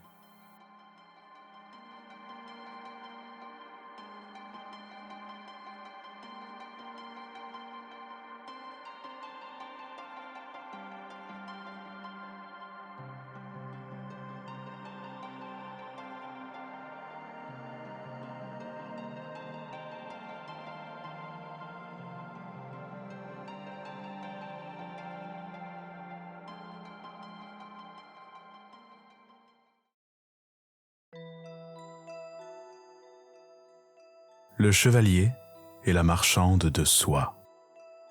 5e chapitre. Ce que raconteraient les pierres. J'avais visé juste en misant sur les plantes carnivores comme cadeau pour Ophélie. Elle m'avait couvert de baisers en découvrant les peaux, et sa joie m'avait fait oublier toutes les turpitudes de l'existence. « Tu es l'homme de ma vie », m'avait-elle dit. Dans son beau regard, j'avais lu une telle sincérité que les larmes m'étaient montées aux yeux. Toutes les nouvelles venues étaient maintenant confortablement installées aux 4 coins de l'appartement. Nous avions pris soin de mettre au moins une plante dans chaque pièce, et nous attendions avec impatience l'été pour constater leur efficacité à l'encontre des mouches. Nous avions aussi eu une surprise. Parmi les vases que j'avais achetés, et que je pensais simplement remplis de terre vierge, il y en avait un qui contenait en fait une minuscule pousse que je n'avais pas remarquée, et qui était tout à fait similaire à celle de notre bonsaï dans les premiers temps de sa croissance. Ophélie en fut ravie, et nous décidâmes de planter ce second arbuste juste à côté du premier, dans le même pot, de sorte que ces 2 plantes mystérieuses croissent ensemble. Nous imaginions déjà les 2 petits arbustes s'entrelacer, puis fusionner pour ne faire plus qu'un, un peu comme nous. Sans difficulté, nous baptisâmes cette nouvelle plante Morgane, elle aussi. Le nom de notre premier bonsaï fut fixé au masculin et celui de cette seconde pousse au féminin. Ces temps-ci, je sentais du tracas chez Ophélie. Elle ne se plaignait nullement, mais par ses sourires tristes et l'amenuisement des étincelles dans son regard, je devinais qu'elle était fatiguée. Son travail la préoccupait, mais elle ne voulait pas m'en parler, même lorsque je l'y invitais. Elle ne prenait même plus la peine de jouer du piano. J'essayais de faire au mieux pour qu'elle puisse se sentir bien. Après tout, pourquoi étais-je né, si ce n'était pour cela ? Un midi, je lui fis la surprise de passer à la boutique pour l'emmener déjeuner. Je ne l'avais jamais vue vêtue de sa tenue de travail, mais elle lui allait à ravir. Tout lui va, même mes vieilles chemises que je ne porte plus et qu'elle met parfois pour dormir. Mais la chose la plus curieuse était que toutes les autres femmes de la boutique portaient un uniforme parfaitement identique au sien, et pourtant, c'est tout de même à elle qu'il allait le mieux. Même si j'ai bien vu sa morosité se voiler un peu, ce déjeuner n'était qu'une éclaircie à laquelle ont succédé d'autres nuages bas. Je commençais à être à court d'idées. Heureusement, les plantes sont là, et elle se porte bien. Notre premier bonsaï ressemble maintenant à une petite branche d'arbre plantée dans la terre, mais l'autre, Morgane, pousse bien plus vite. C'est étrange, je ne saurais dire vraiment sa couleur. Les feuilles semblent grises et iridescentes, mais les nervures sont d'un rouge magnifique. La tige, elle, prend des reflets différents selon les jours. Au début, je peinais à m'expliquer de tels changements, mais après avoir bien observé, j'ai l'impression que ces variations sont le résultat du temps qu'il fait. Lorsque le ciel est bas et gris, les minuscules rainures prennent des teintes argentées, et lorsqu'il fait grand soleil, ils arborent des reflets dorés, presque scintillants. C'est vraiment sublime. Je crains qu'à terme, cette seconde plante ne surpasse la première en beauté. J'ai essayé de montrer tout ceci à Ophélie pour lui changer les idées, mais elle ne voit rien. Je ne lui ai pas dit, mais j'ai peur qu'elle se désintéresse de notre petit jardin d'intérieur. Ça me fait de la peine. Espérons qu'elle aille mieux bientôt.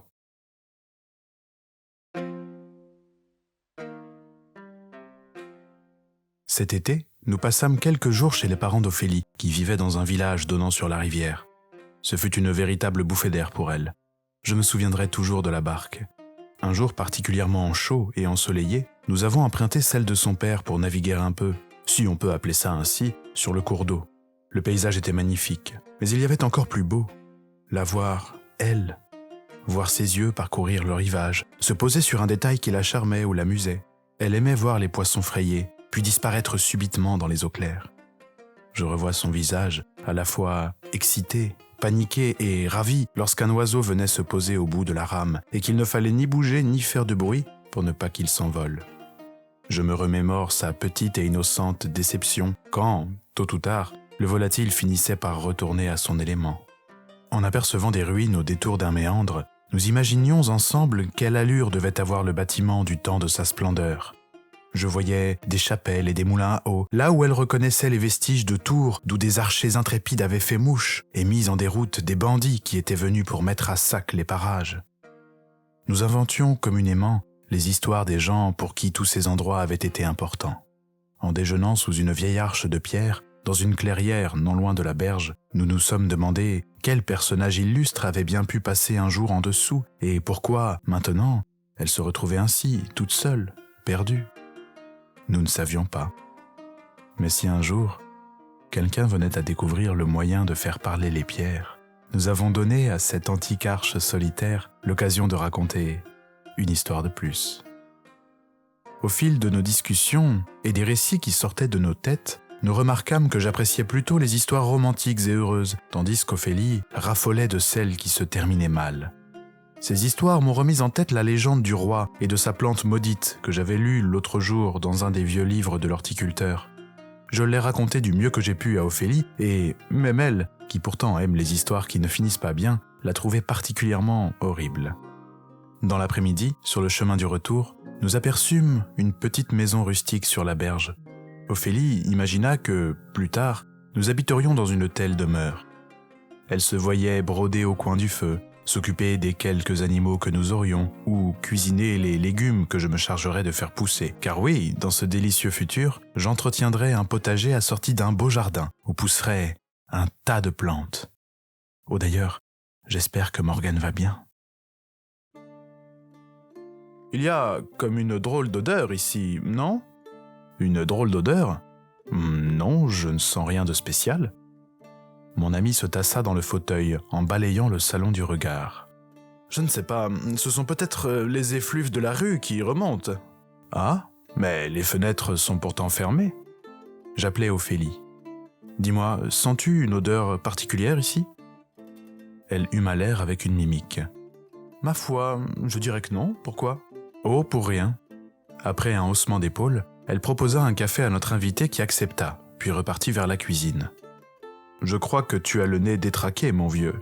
Ah, peut-être, mais non, attends, laisse-moi quelques instants. Il se leva et se mit à renasquer comme un chien en déambulant dans la pièce. Il ouvrit la fenêtre et inspira une grande bouffée. Non, ça ne vient pas de là. Il la referma aussitôt et, tel un limier à l'affût, poursuivit son inspection. Je ne pus m'empêcher de commenter. Enfin, tu es ridicule. Oh, tu as peut-être raison, fit-il en retombant dans son fauteuil. Ophélie revint avec des tasses remplies de café, les posa sur la table et en offrit une à notre invité avant de s'asseoir. Dites donc, ça pousse plutôt bien vos affaires, là. D'un geste du menton, il désigna le dessus du piano. Ah, tu veux parler de nos Morgane, plaît-il ? C'est ainsi que nous avons nommé les bonsaïs, Morgane au masculin et Morgane au féminin, expliqua Ophélie. Sans que je ne parvienne à trouver une raison rationnelle à la chose, je m'aperçus qu'entendre ce nom prononcé entre les lèvres d'Ophélie éveillait chez moi quelque chose de désagréable, d'agaçant. Ça va devenir le jardin des plantes chez vous. Et comment s'appellent toutes les autres ? Celle-là, par exemple, fit mon invité en désignant une Dionée avachie. Les autres n'ont pas de nom. Tiens donc, pourquoi avoir uniquement nommé ces deux-là ? Ophélie me sourit, en rabattant une mèche de ses cheveux et commença à répondre. Mais je l'interrompis. Ce serait trop long à t'expliquer. Je vis le regard d'Ophélie se teinter d'incompréhension tandis que je portais le café à mes lèvres. Tu réussis un tas de choses, Ophélie, mais le café et toi, ça fait toujours deux. Elle baissa les yeux. Oh, je ne suis pas d'accord, il est même très bon, je trouve. Ophélie, n'écoute pas ton butor de fiancé, c'est un cuistre qui ignore le sens des choses réussies. En plus, ton café sent très bon. J'ai eu honte de mon comportement sans parvenir à le dire à Ophélie. Je ne sais pas ce qui m'a pris alors que tout me paraissait sensé sur l'instant. Ce soir-là, j'étais triste et, pour la première fois, je me trouvais seul avec Morgane. J'ai repensé à ce qu'a dit ton ami la dernière fois. Je ne me souviens plus. Il dit tellement de choses, et la moitié du temps, c'est une ânerie. Tu sais, il a parlé d'une drôle d'odeur chez nous. Ah, ça, ne me dis pas que tu sens quelque chose à ton tour. Eh bien, parfois oui. En fait, c'est quand je rentre du travail. Je passe la journée dehors et quand je reviens ici, c'est vrai qu'il y a une senteur bizarre. Mais comme je m'y suis habitué, je n'y fais pas plus attention que ça. Mais de quel genre d'odeur s'agit-il au juste ? Moi, je ne sens rien de particulier. Je ne saurais pas vraiment te dire. C'est désagréable, mais très léger. Et ça ne me dérange pas, comme je t'ai dit. Ah bon ? Eh bien, je jetterai un coup d'œil. Peut-être qu'une souris a eu la bonne idée d'aller mourir dans un coin de l'appartement. Oh mon Dieu, ne dis pas ça. Tu sais très bien que j'ai horreur des souris. Oui, je sais, mais s'il y en avait, il y a longtemps que je t'aurais entendu hurler. Tout l'immeuble m'aurait entendu. Je me dirigeai vers Ophélie. C'est elle qui me prit dans ses bras. Aussi, commença-t-elle, je voulais te dire que ce samedi, je serai de sortie. Je ne voulais pas trop t'embêter avec ça, mais les derniers mois à la boutique ont été assez rudes. Cela dit, c'est officiellement terminé, car le chiffre de l'année est rentré. D'ailleurs, devine un peu grâce à qui les résultats ont explosé ? Je ne sais pas. Elle se dégagea. Grâce à moi, voyons. Elle pensait sans doute que j'avais sauté sur une occasion pour l'embêter. Nous allons fêter tout ça chez Georges. Naturellement, tu es convié, et c'est la patronne qui invite. Je balayais immédiatement une pensée fugace que je me sentis presque coupable d'avoir. Ce qu'Ophélie me disait, ce qui semblait important pour elle, ce dont elle était si fière, car elle espérait sans doute que je le sois aussi, tout ça ne m'importait pas. Oh, félicitations ma chérie, c'est formidable. Bravo, je suis fier de toi. Merci. Tu sais, c'est aussi grâce à toi. Si tu n'avais pas été là, je ne sais pas si j'aurais eu la force de réussir. Et viendras-tu alors ? Cela me ferait plaisir que tu sois là, mais je ne veux pas te forcer. Une nouvelle pensée honteuse m'envahit. Secrètement, la perspective de passer une soirée sans elle me réjouissait. Oui, je viendrai. Je ne voudrais pas rater ça. Tu sais, si tu ne voulais pas venir, il ne fallait pas te forcer. Ophélie referma la porte de l'appartement. Pourquoi dis-tu ça ? Je ne sais pas. Je t'ai senti absent toute la soirée. C'est à peine si tu as dit 3 mots. Maintenant, tout le monde va penser que tu es un rustre à moitié muet. Elle suspendit son manteau à une patère. Je trouvais que son parfum couvrait assez désagréablement la bonne odeur de fleurs qu'il y avait dans la maison. Je gardai le silence, ne sachant pas vraiment quoi lui répondre, et me rendis vers le salon, vers le piano. Quelque chose te préoccupe ? Je me penchai au-dessus du pot. Morgane devenait de plus en plus belle. Elle commençait subtilement à s'iriser.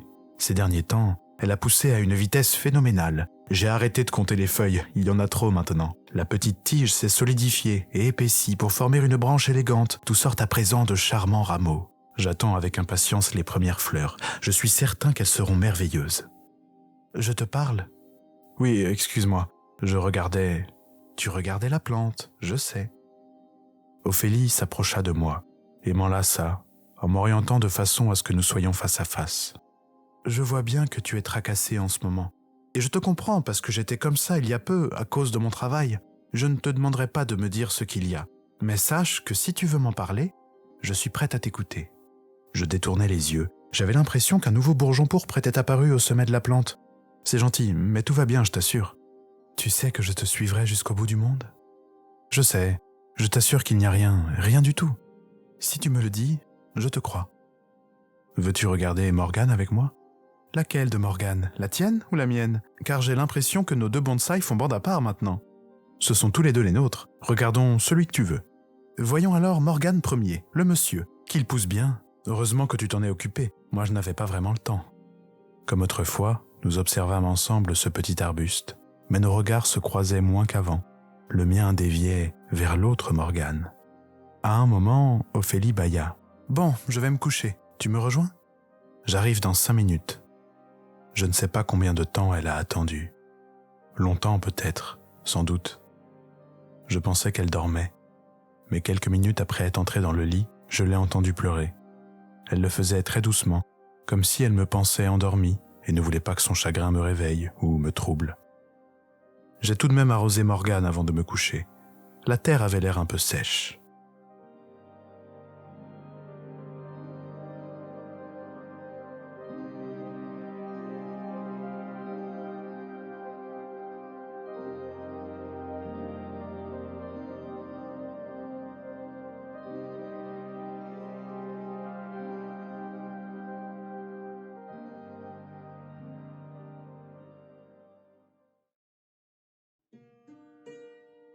Le chevalier et la marchande de soie. 6e chapitre. Dernière vogue. Morgane a dépassé le bonsaï. Maintenant, j'en étais sûr, son espèce différait totalement de la première plante. Cette dernière ressemblait à une sorte de frêle cocotier d'une 20aine de centimètres à peine, tandis que Morgane, qui était pourtant bien plus jeune, faisait déjà plus du double. Chaque jour, je voyais sa beauté grandir. Ses feuilles étaient à présent parcourues de merveilleuses nervures colorées, tantôt bleues, tantôt rouges, tantôt jaunes ou vertes. Des fleurs indescriptibles avaient écloses un peu partout. Les pétales chamarrés prenaient, selon la lumière, des reflets iridescents qui leur donnaient des allures d'ailes de fées. Au centre, le pistil formait comme un œil qui observait avec bienveillance quiconque posait son regard sur lui. Les branches délicates semblaient faites d'un alliage de métaux précieux et les minuscules stries dans le bois renvoyaient toujours, selon le temps, des reflets argentés, cuivrés ou dorés. Mon intuition première, qui voulait que Morgane change selon le temps qu'il faisait, s'était avérée juste, et maintenant, je croyais aussi la sentir sensible à mon humeur. Si j'étais contrarié, ses feuilles s'affaissaient légèrement, comme si elles compatissaient à mon désarroi, et à l'inverse, lorsque j'avais le cœur léger, elles semblaient se gonfler de joie. J'ai aussi remarqué qu'elle n'aimait pas quand Ophélie jouait de la musique. Aussi, lui ai-je demandé d'arrêter. Quand je regarde au-dessus du piano, je ne sais pas ce que je vois. Une amie, une mère, une compagne, une amante, une princesse, ma princesse. Peut-être tout en même temps. Je ne sais plus, tout se brouille. Et pourtant, l'observer m'apaise. Même immobile, elle s'est éveillée en moi de tendres émotions que personne jusqu'à présent n'a su trouver. Je repense aux moments partagés avec elle comme s'ils appartenaient au simple prélude d'une extraordinaire existence. Et j'attends le futur avec impatience parce que je sais que mon avenir et le sien ne feront qu'un. Elle change, sans changer, s'épanouit dans sa fragilité, me montre qu'elle est forte mais qu'elle a besoin de ma protection. D'un mot, d'une attention, elle sait hisser mon esprit vers le haut. On compare souvent l'amour à une flamme. C'est une mauvaise image à mon sens. L'amour, c'est une graine qu'on plante ensemble, qu'on regarde pousser. Parfois on la délaisse, alors elle dépérit, et, si le destin le veut, on en plantera une autre. Mais si on prend la peine de l'entretenir, cette petite créature fragile peut se changer en une chose merveilleuse et robuste, une plante magnifique qui refleurit chaque printemps. Les pollens portés par le vent iront parfois s'échouer, mais d'autres fois, ils permettront à un nouveau cycle de commencer et à d'autres graines de germer. Elle a pour moi des gestes simples, des attentions qu'aucune autre n'a. Elle me connaît, sait chaque mécanisme de ma pensée, comprend chaque rouage de mon caractère. C'est comme si nous parlions une langue sans mots, connue de nous deux seulement. Le temps passé sans elle n'est pertinent que parce qu'il se termine par la promesse de la revoir. À quoi rimerait ma vie, sans elle pour l'éclairer? Elle te plaît cette photo, n'est-ce pas? Je levai les yeux au mur, vers l'image qui y était accrochée. Oui, beaucoup. Je suis heureuse alors. Voudrais-tu que je demande un tirage plus petit? Ainsi, tu pourras l'emporter partout où tu veux. Je me retournai pour voir Ophélie. Ce serait une merveilleuse idée. Elle me sourit, et je vis dans ses yeux un océan de bienveillance et d'amour. Des eaux que je connais si bien, mais dans lesquelles je me sens à présent étranger et incapable de naviguer. En contemplant Morgane, je réalise que je ne comprends pas ce qu'il m'arrive. J'ai l'impression de me transformer sans le vouloir et sans savoir si le changement qui s'opère en moi est une bonne ou une mauvaise chose. Ophélie, elle, n'a pas changé. Mais quand elle me parle, je n'ai plus la force de l'écouter. Je sais d'avance ce qu'elle va dire. Je peux prédire chaque mot qu'elle prononcera, chaque geste qu'elle fera. L'autre jour, sa caresse sur moi m'a fait l'effet d'un papier de verre. C'est comme si j'étais devenu incapable de ressentir la douceur ou la tendresse, si c'est par Ophélie qu'elle me parvient. J'aurais bien pris le funiculaire pour gagner du temps, mais Ophélie avait insisté pour que nous montions à pied, histoire de faire un peu d'exercice. La vogue des marrons était un événement ici, et on se pressait des 4 coins de la région pour y faire un tour. Plus tôt dans la semaine, le cortège des forains était passé juste devant la boutique d'Ophélie, et elle avait été ravie de voir le charivari. Je ne partageais pas son émerveillement à ce sujet. À mon sens, on faisait trop de bruit pour un folklore aussi perturbateur qu'inintéressant. Pour aller à la vogue, Ophélie avait mis une magnifique robe dont je venais de lui faire cadeau.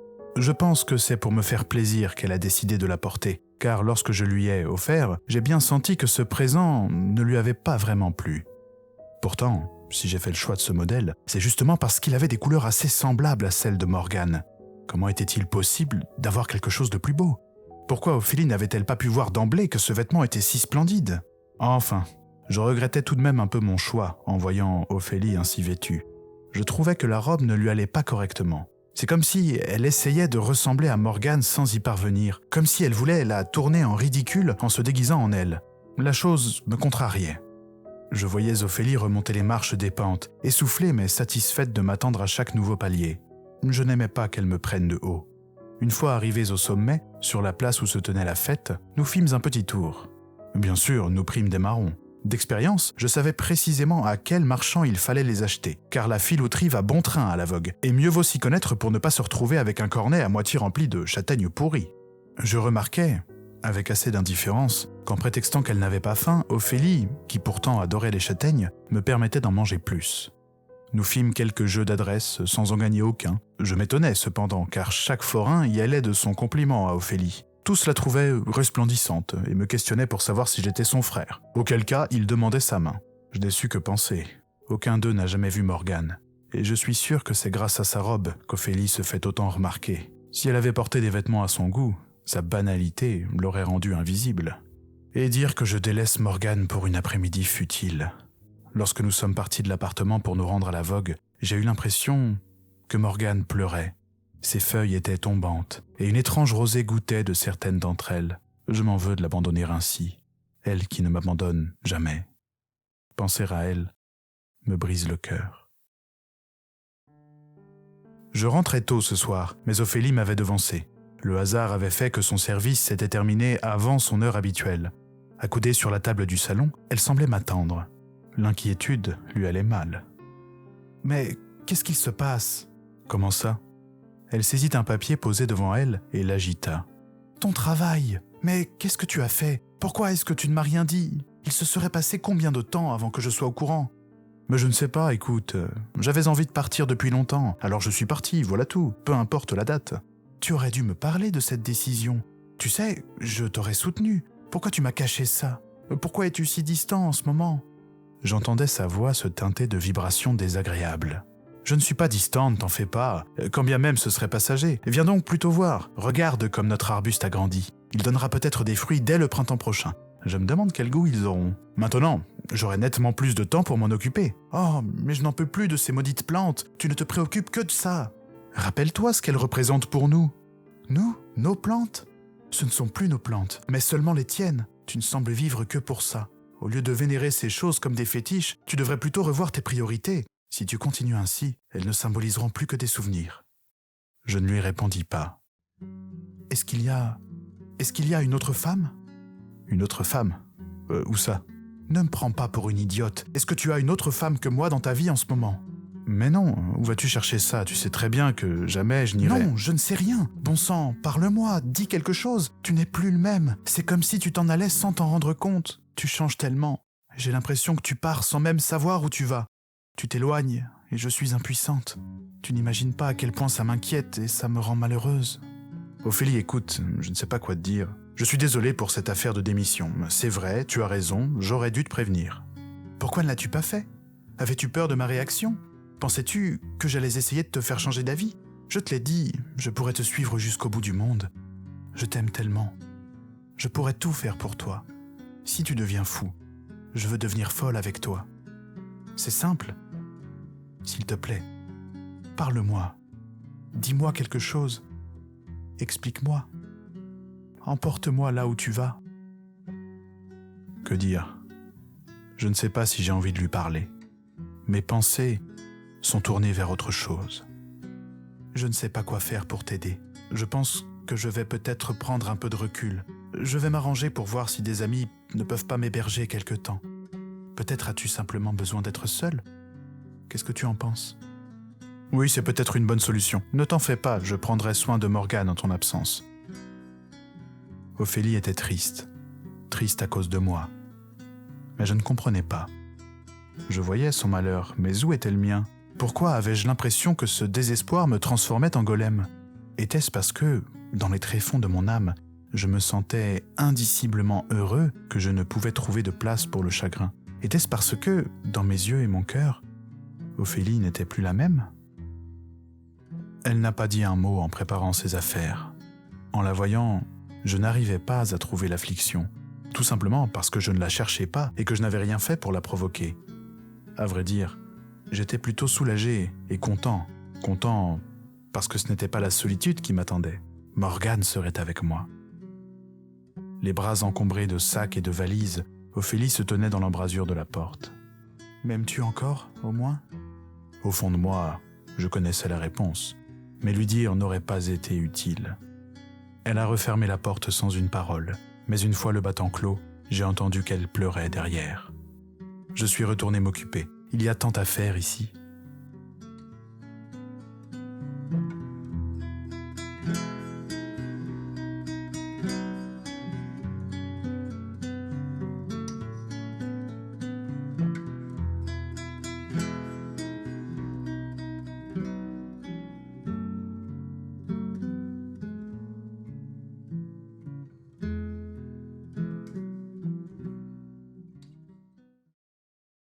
Le chevalier et la marchande de soie. 7e chapitre. La croissance. Vraiment, on se connaît depuis, au moins la moitié de nos vies respectives. Et pourtant, je ne te comprends pas. Tu as tout ce qu'il te faut. Enfin, tu avais. Et regarde maintenant. Eh bien quoi ? M'écriai-je. Bon sang, mais tu es en train de tout perdre. J'ai vu Ophélie, tu sais. Je crois que tu ne peux pas concevoir à quel point elle est malheureuse sans toi. La pauvre, c'est devenu une ombre. Allons, la tristesse fait partie de la vie. Avant elle, je ne t'avais jamais vu aussi amoureux d'une femme. Après tout ce que vous avez vécu ensemble, ça ne te fait rien de savoir que tu lui fais du mal ? L'as-tu revu au moins ? As-tu essayé de lui parler ? Qu'est-ce que tu veux que je lui dise ? Je ne vais pas jouer la comédie et faire comme si je l'aimais encore, alors que je sais que ce n'est plus le cas. Ah ? Les choses sont-elles déjà aussi claires ? Elles le sont. Ophélie représentera toujours quelque chose pour moi, mais elle n'a plus dans mon cœur la place qu'elle occupait, c'est ainsi. Pourquoi ça ? Tu as rencontré quelqu'un d'autre ? Mon regard se posa au-dessus du piano. Non, je n'ai rencontré personne. Alors, prends du recul, pose-toi les bonnes questions. Je me suis déjà posé des questions, et j'ai trouvé autant de réponses satisfaisantes. Pose-les-toi une seconde fois, je ne crois pas que les réponses que tu as trouvées soient les bonnes. Et qu'est-ce qui te fait penser ça ? Il n'y a qu'à te voir.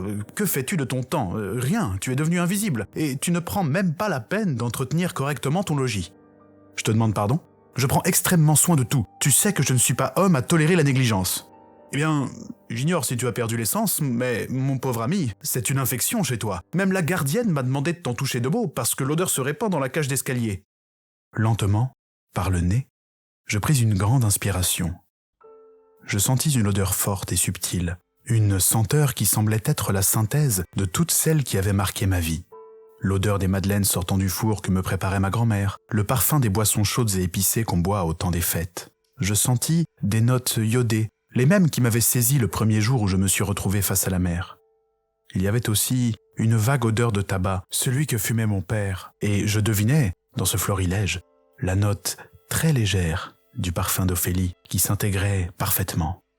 Parmi ce festival de senteurs, j'en percevais aussi certaines qui m'étaient inconnues et pourtant si intimes, si agréables, comme si elles étaient, elles aussi, associées à des choses familières, comme des souvenirs que je n'avais même pas encore vécus. Et outre cette palette qui me mettait au bord de l'extase, il y avait comme une note majeure qui dominait toutes les autres, la plus belle de ces odeurs. Mais elle restait indescriptible. Je me contentais d'en profiter, sans chercher à en savoir plus. Simplement heureux de la sentir. Eh bien, tu n'as plus rien à me répondre ? Vous n'avez aucun odorat, tous autant que vous êtes. Ou plutôt si, vous en avez un, mais il est corrompu et vous joue des tours. Mais enfin, regarde un peu autour de toi. De ça aussi, il va falloir que nous parlions. Qu'est-ce que tu vas faire de tout ça ? Tu vas ouvrir une boutique de plantes ? Une boutique ? Mais non, je vais trouver un jardin dans lequel je pourrai tout installer comme il faut. Et ce jardin, je le ferai visiter une fois qu'il sera terminé. Et tu verras, tu seras le premier à me supplier de t'y laisser rentrer. Voilà ce qui m'anime. Mais personne ne comprend. Pardonne-moi, mais un jardin suppose qu'on ait plusieurs variétés. J'en ai plein, mais Morgane a besoin de place. Les autres plantes sont dans la cuisine, alors tu ne peux pas les voir, c'est tout. Mais va vérifier si tu veux. Morgane, un fichu tas de feuilles, oui. Je ne sais pas ce qu'il t'arrive, je suis partagé. C'est bien que tu te sois trouvé une passion, mais tu sembles complètement oublier le reste de ta vie. C'est un mot de trop. Va-t'en. Tu sais, je suis et je serai ton ami quoi qu'il arrive, et c'est en tant que tel que je te parle aujourd'hui. Je veux ton bonheur, mais j'ai l'impression que tu t'es mis en tête de le trouver quelque part où il n'est pas, et il faut que je te le dise. Sais-tu donc mieux que moi où il est ? Non, mais je peux toujours... En ce cas, inutile de me donner des conseils. Pars, je te prie. J'ai affaire ici. Affaire ? Je le vis se lever et jeter un œil dégoûté autour de lui, ce qui me mit hors de moi. Ça suffit, dehors et sur le champ. Ne reviens plus. Je ne peux pas faire machine arrière à ta place, mais je t'aiderai à le faire, si tu le souhaites. Garde cependant à l'esprit que le temps file, et certaines choses ne pourront plus être sauvées. Ne me raccompagne pas, je connais la sortie. » Le vacarme claquant de la porte me fit me sentir aussitôt d'une légèreté indescriptible. Je me laissai tomber dans le fauteuil, inspirant avec lenteur pour sentir la douce odeur qui baignait l'appartement. Très doucement, comme pour découvrir une surprise, j'ouvris les yeux pour la voir. Elle était partout autour de moi. J'avais d'abord craint de la blesser en coupant une branche pour en faire une bouture. Mais elle ne m'en a pas voulu, au contraire. C'est comme si elle était heureuse de pouvoir occuper plus de place, de prendre ses aises et pouvoir me regarder sous tous les angles, car, j'en étais sûr, nous étions deux à nous dévorer du regard.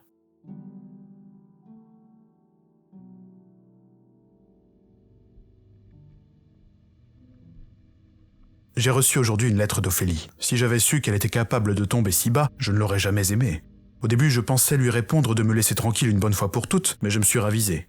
Mon temps est précieux, et je ne veux pas le perdre. J'espère que mon silence saura lui faire comprendre qu'elle doit cesser de se lamenter et aller de l'avant. Et puis, ne nous sommes-nous pas déjà tout dit ? Depuis qu'elle est partie, Morgane ne cesse de croître. Tout autour de moi n'est que beauté luxuriante et magique. Les fleurs, lorsque je les touche, laissent échapper un pollen qui ressemble à de la poussière d'or. Et lorsque le vent franchit la fenêtre pour caresser ses feuilles, je l'entends chanter divinement. Mais aucune des boutures, qui sont maintenant grandes, n'est aussi belle que la Morgane originelle. Elle s'est appuyée sur le vieux bonsaï pour pousser plus à son aise, et ce dernier, même s'il n'a pas arrêté de grandir, s'est courbé et mis de travers.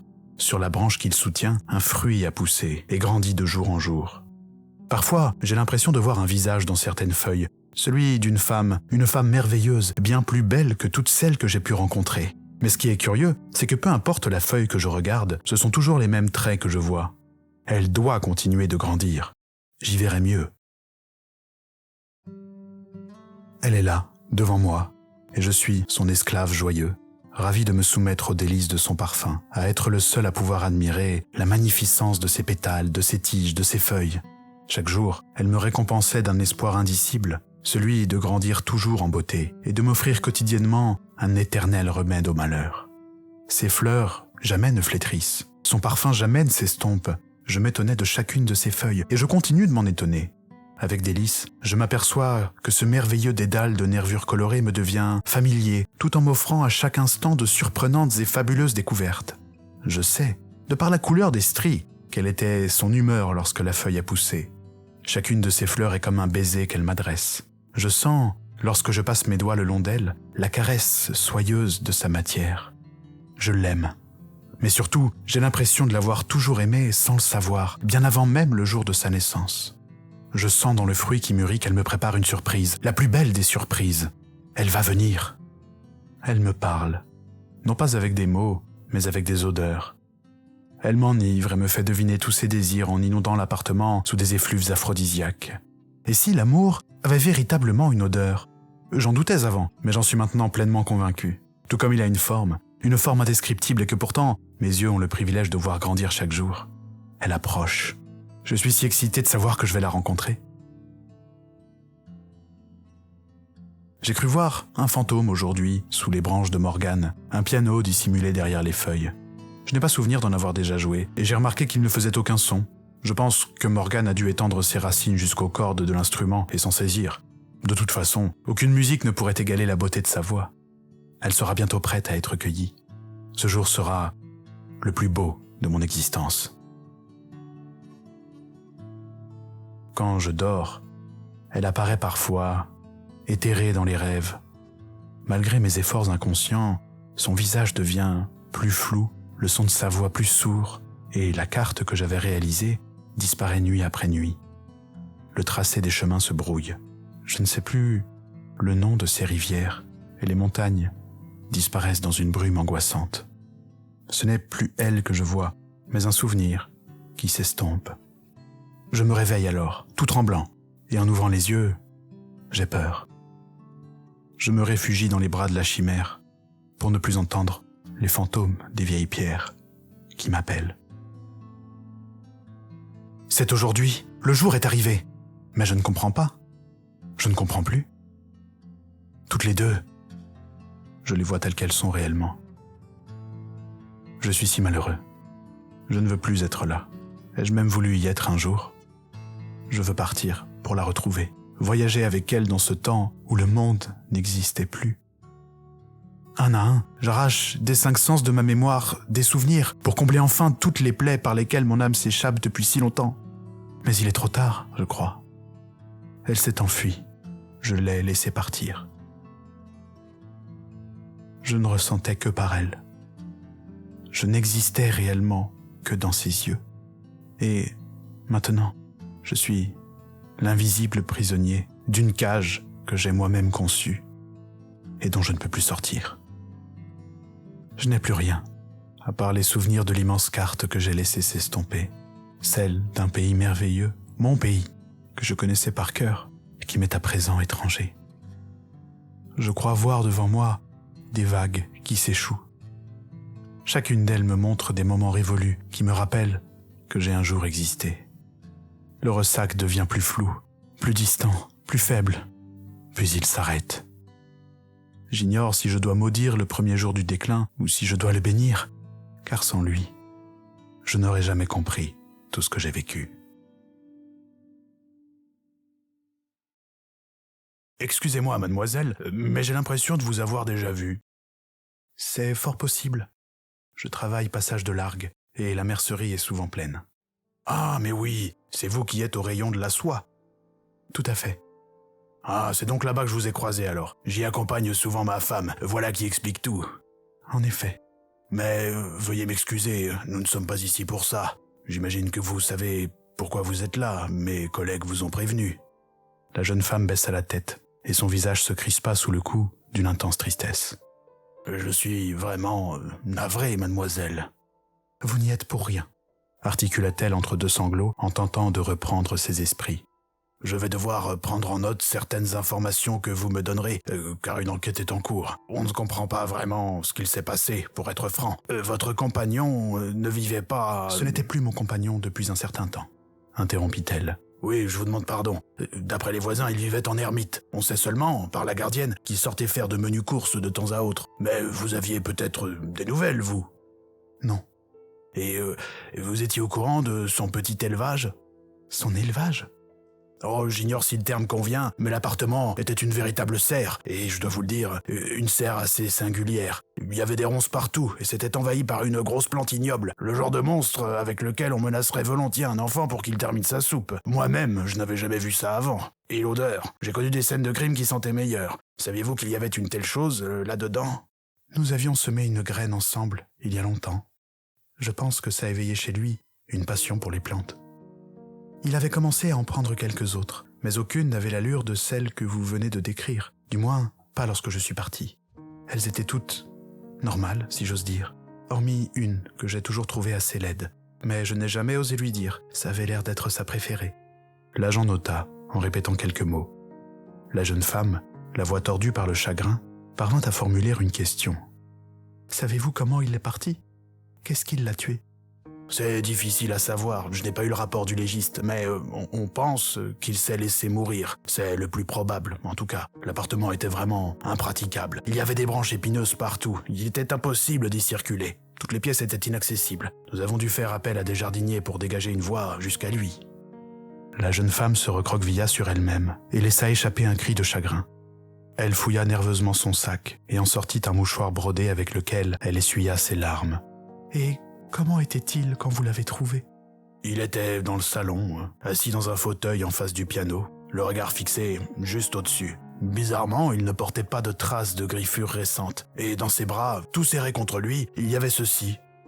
L'homme ouvrit un tiroir et posa sur son bureau un petit pantin, un chevalier articulé, qui souriait.